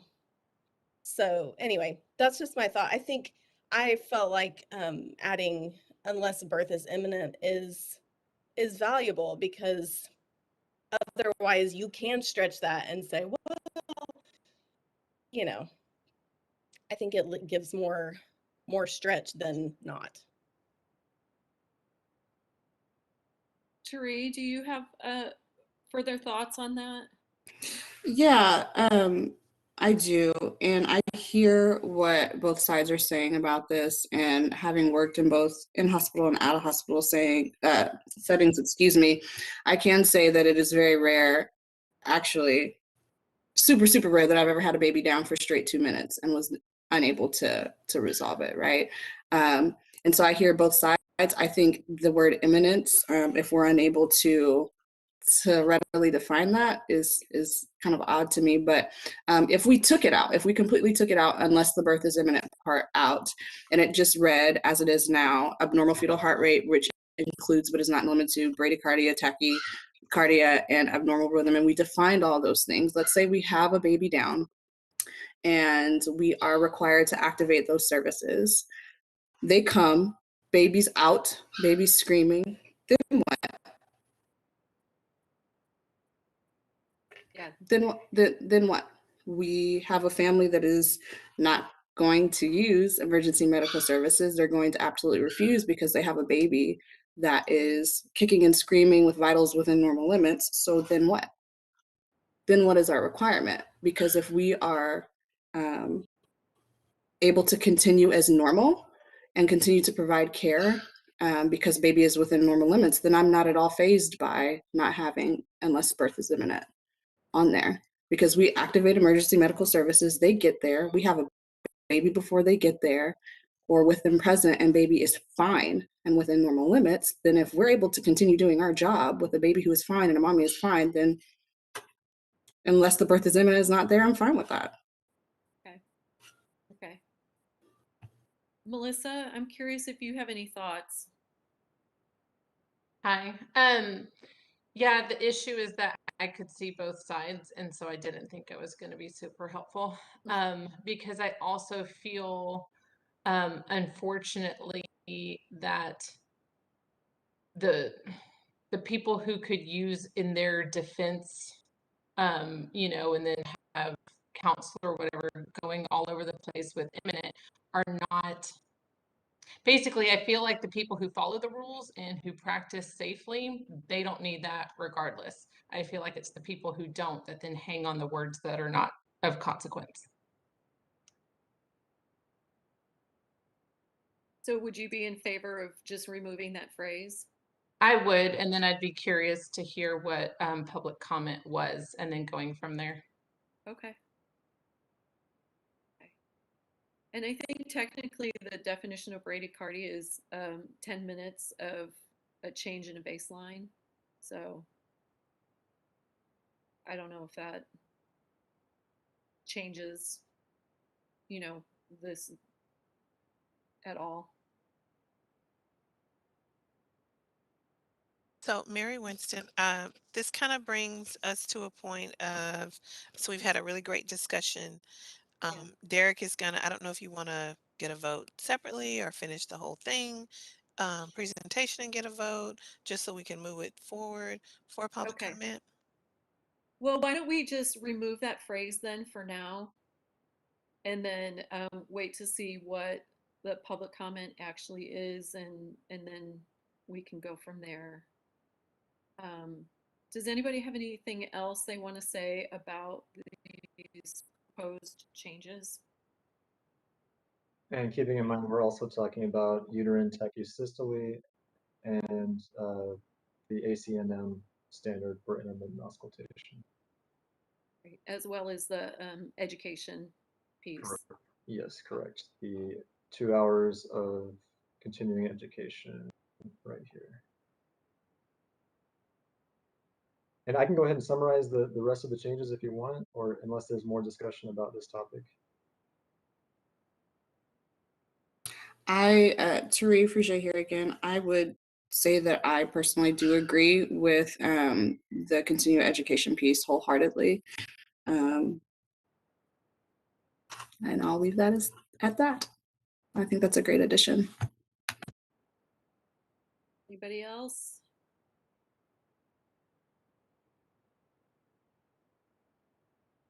Do you guys feel ready to take a vote on this proposed language? If so, we need a motion and a second. Do you want me to go ahead and summarize the other changes and we can Oh, handle yeah, I them as guess, a yes. package, or we can vote separately on this particular. Okay, I'll go ahead and talk you through these. Yeah. So like I said, because we're opening this section up already to add the continuing education, we wanted to go ahead and add all the other cleanup changes that we identified in our rule review. And so that's basically what these are. So in subsection A, we just reworded this in a little bit more clear way. In paragraph 1, we've taken out some of the details as far as what has to be on the application. Those details we don't usually put in rule, we just put them on the application themselves. So it's unnecessary language. In paragraph 2 here, so we are adding a process for auditing continuing education hours so that, well, let me scroll down a little bit more and give some more detail. So subsection C and D talk about this new audit process. And so rather than submitting all of your continuing education certificates and documentation every time you renew, you would just have to keep those and maintain them. And you would only have to give them to the department if you were chosen for audit. And so every renewal cycle, the department would choose a small percentage of licensees, and they would be notified when the regular notice goes out for renewal, and it'll tell you, you've been chosen for audit. And so those people would have to submit their documentation. But if you were not chosen for audit, you would not have to do so. You know, basically it provides a more efficient process for the department, so we're not getting caught up in you know, receiving all this documentation and storing all of it. It's just a way of kind of quality assurance to make sure it's being done. We do this on a lot of our other health programs, and it makes it just makes our processes more efficient. And so we've identified this as one of the programs we could possibly do that for. Derek, I have a question. Does that mean we're not submitting routinely all of our CEs, only when audited? Is that what that's Correct. saying? Yes, Okay. that's correct. Right. Okay. So that's what C and D basically say. They just go in more detail. It would be, you know, it would of course be the licensee's responsibility to maintain all those records, even if you're not chosen for audit. You know, just so we could go back and check if we had to. But you know, you would still have the duty to do the continuing education. It's still a condition of license renewal. You just don't have to submit all that documentation every time unless you're chosen to do so. So having said that, I'll go back up to 2, and we're just changing it to say, if selected for audit, then you have to show proof of completion of the 20 hours of continuing education. And we just rephrased it a little bit to make it a little bit more clear. In paragraph 4. Just one quick question about that. Will they have to sign and say, I've completed 20 hours? Is there a little, I agree, or I have, is there a signature there saying you agree that you completed it? And Leonard, if you're on the line, can you confirm that? I believe we do have them check a box on the application that certifies that they have completed it. This is Leonard with the licensing division. Dr. Guillory, yes, they would have to attest that they have completed the required continuing education hours for that renewal. And that question is stored in our system. And if someone did an open records request or there was a complaint on that individual, we would provide that information showing that the licensee answered that question online. And that also gives enforcement kind of a mechanism because of course it's, you know, it's illegal to lie on a government document. And so, you know, making a false statement, that would give us an enforcement tool. Thank you. Tari Frege here. So just to ask for clarification, what exactly would be required to have approved license renewal? So under the proposed rule, when you renew online, you would be asked a series of questions. Have you been convicted of a felony or misdemeanor since your last renewal? And have you completed the required 20 hours of continuing education required to renew this license? Those would be the basic questions that we ask at the time of renewal online. If it's a paper renewal, they would ask the same questions as well. And then you would attest at the end that you acknowledge that the information you provided to the department is true and accurate, and then submit your payment and you would be renewed. Does that help? Yes, sir. Thank you so much. You're welcome. Okay. Mike Nix, I have a quick clarification, a clarification question, and then a question that may open a big can of worms. The first question is you decide, how do you decide what percentage of those will be audited? Is that something, you know, is it 1% of all applications, 2% of all applications? Is it something that's standardized across your other services? Yes, Dr. So Nix, that- thank you for that question. That's going to be a question for Michael Strawn. If you're still on the line, Michael, can you answer that question, please?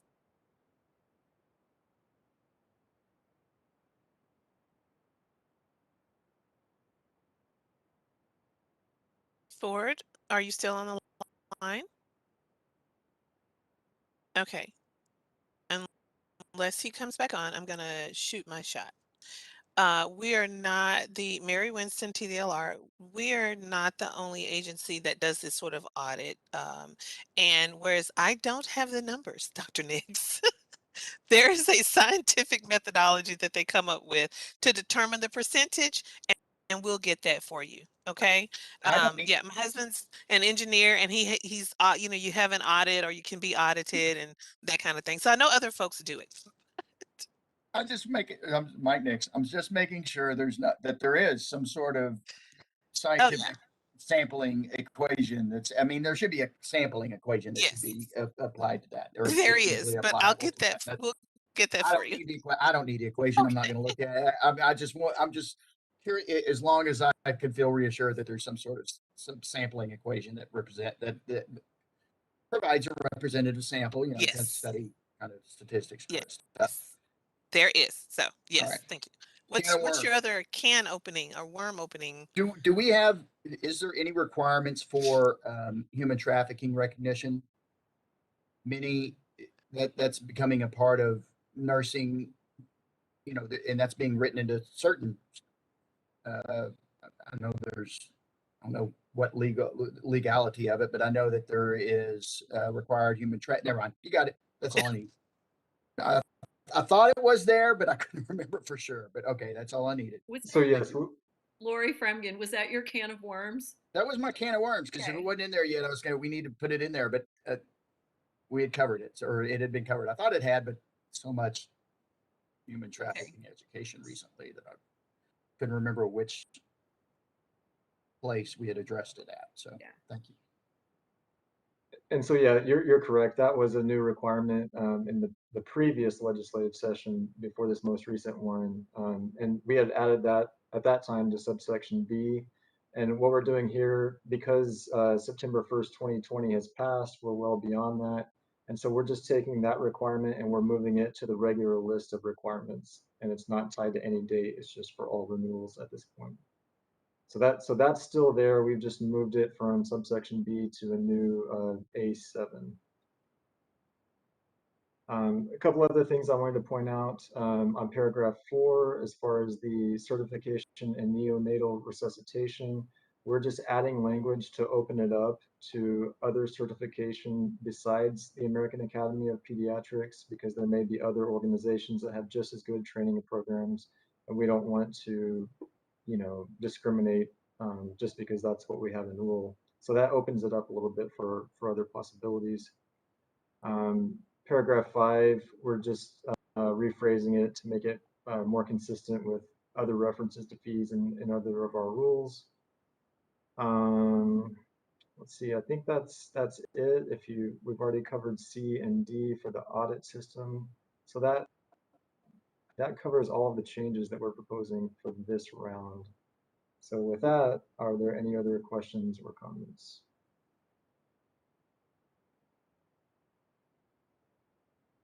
Lori Fremgen, we've decided to not include the initial licensing requirements this round. We're going to wait till next time. That's correct. Our executive leadership wanted to focus on this set on the first go around, and that will be attached to the next round of changes that we'll be proposing later on. Okay. Thank you. Okay, so we would be seeking a motion to recommend publication of these rules in the Texas Register. I'll make a motion. Do we have a I'm second? sorry, who was that? Who made the motion, Lori? I did. Roxanne Anderson, I'll second. All right, can we do a roll call vote, Anna? Yes, ma'am. Meredith Rentz,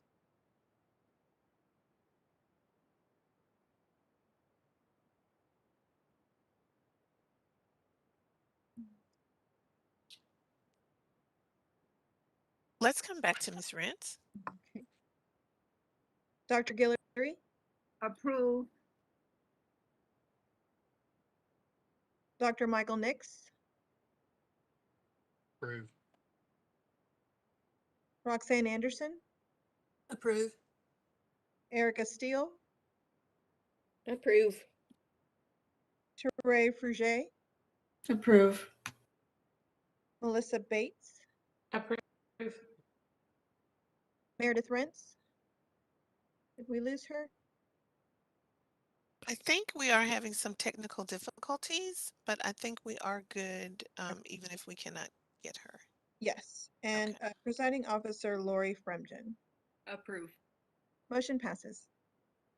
Okay, thank you, everybody. Okay, so let's move on to agenda item K, and that's work group assignments. I believe we have 4 current work groups. Anna, do you have that information? Yes, I do. We have 4 work groups. We have an enforcement work group, licensing work group, education and examination, and standard of care work groups. Okay. Commissioner Collier had recommended that maybe we consider adding a 5th work group, and that's relationship building with the medical community. So perhaps we can add that 5th work group in as well. Okay. Would you like to start off on that one to see who would like to be appointed to it? Yes, does anybody have an interest in that? Dr. Guillory? Okay. Terry Fruget here. I'd be interested as well. And Teray? Okay, that'd be great.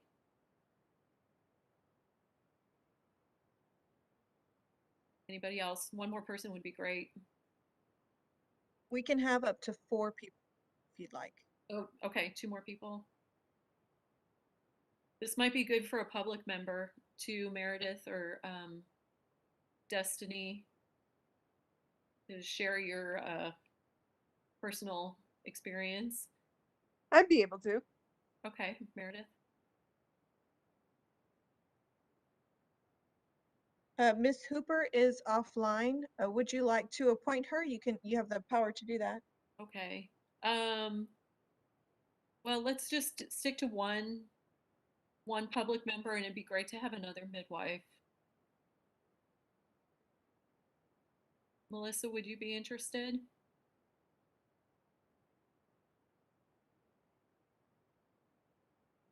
How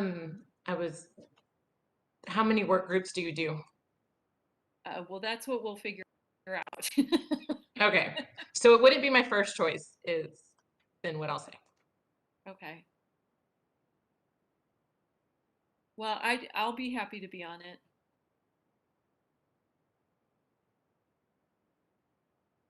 Okay, perfect. We've got Guillory, Fruget, Rents, and Fremgen for that one. Do we need to assign a chair to the work group? Yes, please. Teray, would you like to do that? Yeah. I can help you. Yes, ma'am. Okay.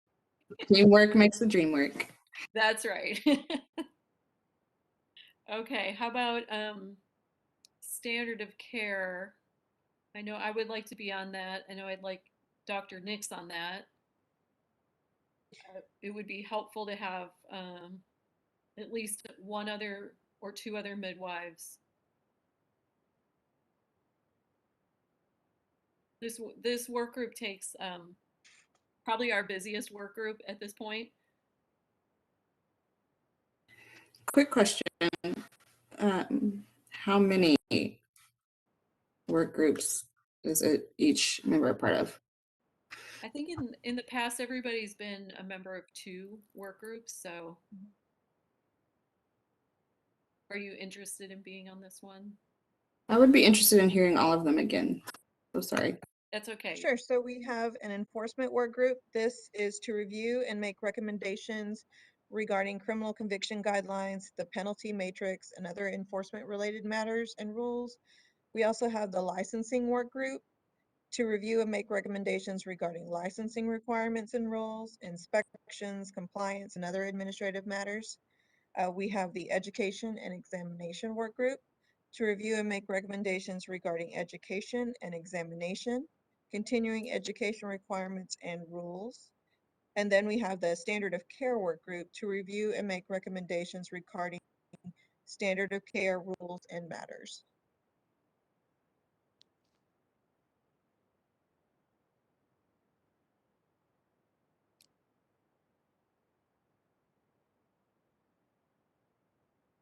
Mary So for the Winston, standard of care Tdlr. work group, Thank you. we have Lori Fremgen and Dr. Nix. Is there 2 others that would like to be a part of that one? I'll be a part of that. Erica Steele. Thank you. At least join for the show. We have fun though, don't we, Dr. Nix? All right, I'll join for the show. Okay. All right. I'll be the chair for that. Perfect. And then education. I have my preferences, but let's see who's interested. Dr. Guillory, Roxanne. Yeah, I'm already on that one. I'd like to remain. Thank you. Great. Same. Melissa and Erica. Okay.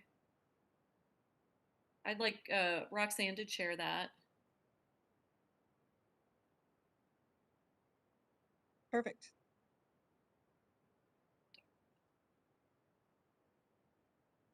Anna, will you send me this list when we're done? Of course. I'm going to send it to everybody. Okay, great. Thank you. Yes, ma'am. Okay. And then we have licensing and enforcement left. Yeah, so on licensing, we had Victoria Meinhardt as the chair, so we'll need to replace her. We also have Roxanne Anderson, Destiny Hooper, and Lori Fremgen. Let's put Destiny back on there. Mhm. And then maybe get two new midwives.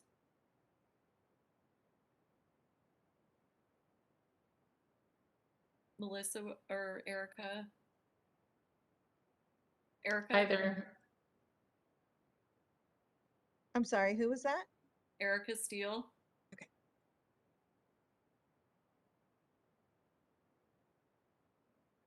These are quiet. These licensing and enforcement are generally kind of quiet groups for them, or they have been historically. Oh, Roxanne, we can't hear you. I'm happy to stay, but If you need me, I'm already on that one. I'm happy to stay on that one. Oh, you're on licensing? I am on licensing as well. Okay, yeah. Let's do that.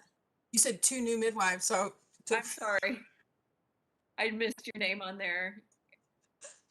Erica, do you want to share? Erica, do you want to share that one? Sure. Okay.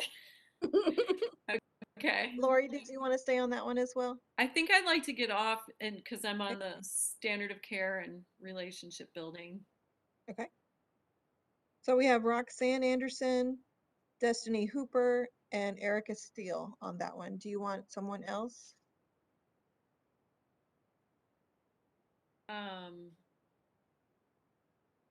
I think that's good. Just 3 people. Yeah, I think that's okay. Okay. And then in enforcement. Enforcement, we had Christy Martin as the chair, Victoria Meinhardt, so we'll need to replace those. Okay, Melissa Melissa raised her hand. Okay. We also have Erica Steele and Dr. Nix on that one. Right. Erica, you're on 2. Do you want to be on 3? Yeah, okay. Dr. Nix, do you still want to be on that one? Yeah.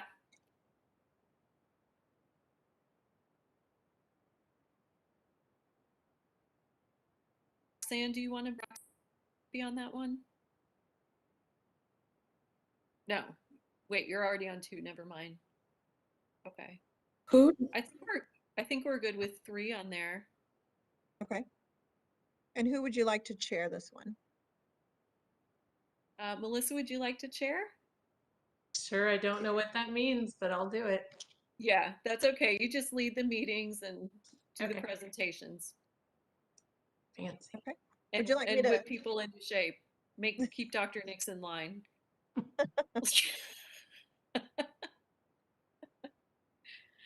Just kidding. Sort of. Would you like me to read out the list that we have now? Yeah. Okay.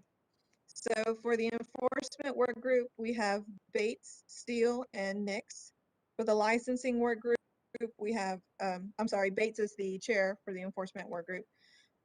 For the licensing work group, we have Steele as the chair, Anderson, Hopper, and that's it. For the education work group, Roxanne Anderson's the chair. We also have Dr. Guillory, Steele, and Bates. For the standard of care work group, Lori Fremgen is the chair of that one. We also have Dr. Nix, Steele, and Fruget. And for the relationship building work group, we have Dr. Guillory, Fruget as the chair, Rents, and Fremgen. And I'll send all of that out to y'all this afternoon. That sounds good. Does that work for everybody? Great. Okay, great. Thank you. Thanks, Anna. Okay, the next agenda item is recommendations for agenda items for the next board meeting. Does anybody have anything that's come up for them from this meeting? So Derek Burkhalter, TDLR. The first thing that will definitely be on the agenda is we will have published our proposed rules from today and received public comments. And so going over those public comments and possibly making revisions to the language and possibly making a recommendation to the commission. Okay.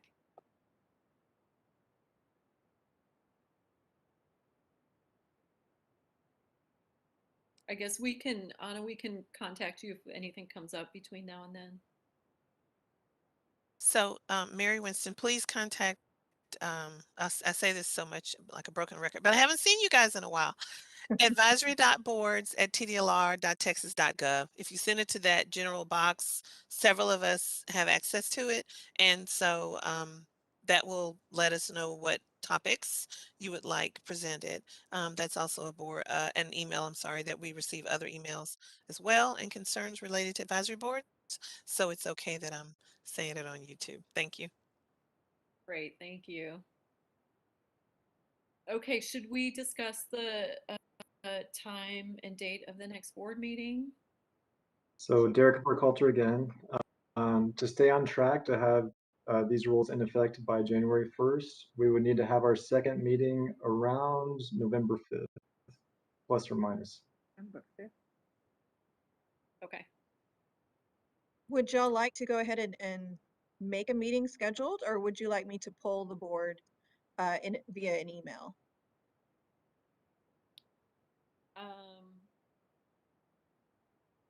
Either is fine.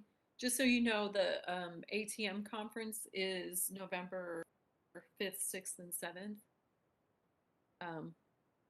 But that's fine. I mean, we could do November 8th.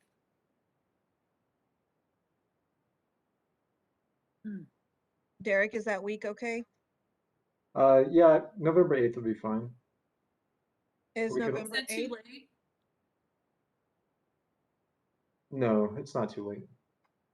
Okay, because we could also do it the week before if that's better. Maybe Anna, you can just poll everybody and find out what works. Sure, of course. Throw a couple dates out there. So Okay. the next meeting will be before the summit, correct? Yeah. Yes. Okay, thank you. Okay. And with that, we'll adjourn the meeting at 3:28. Thanks, everybody.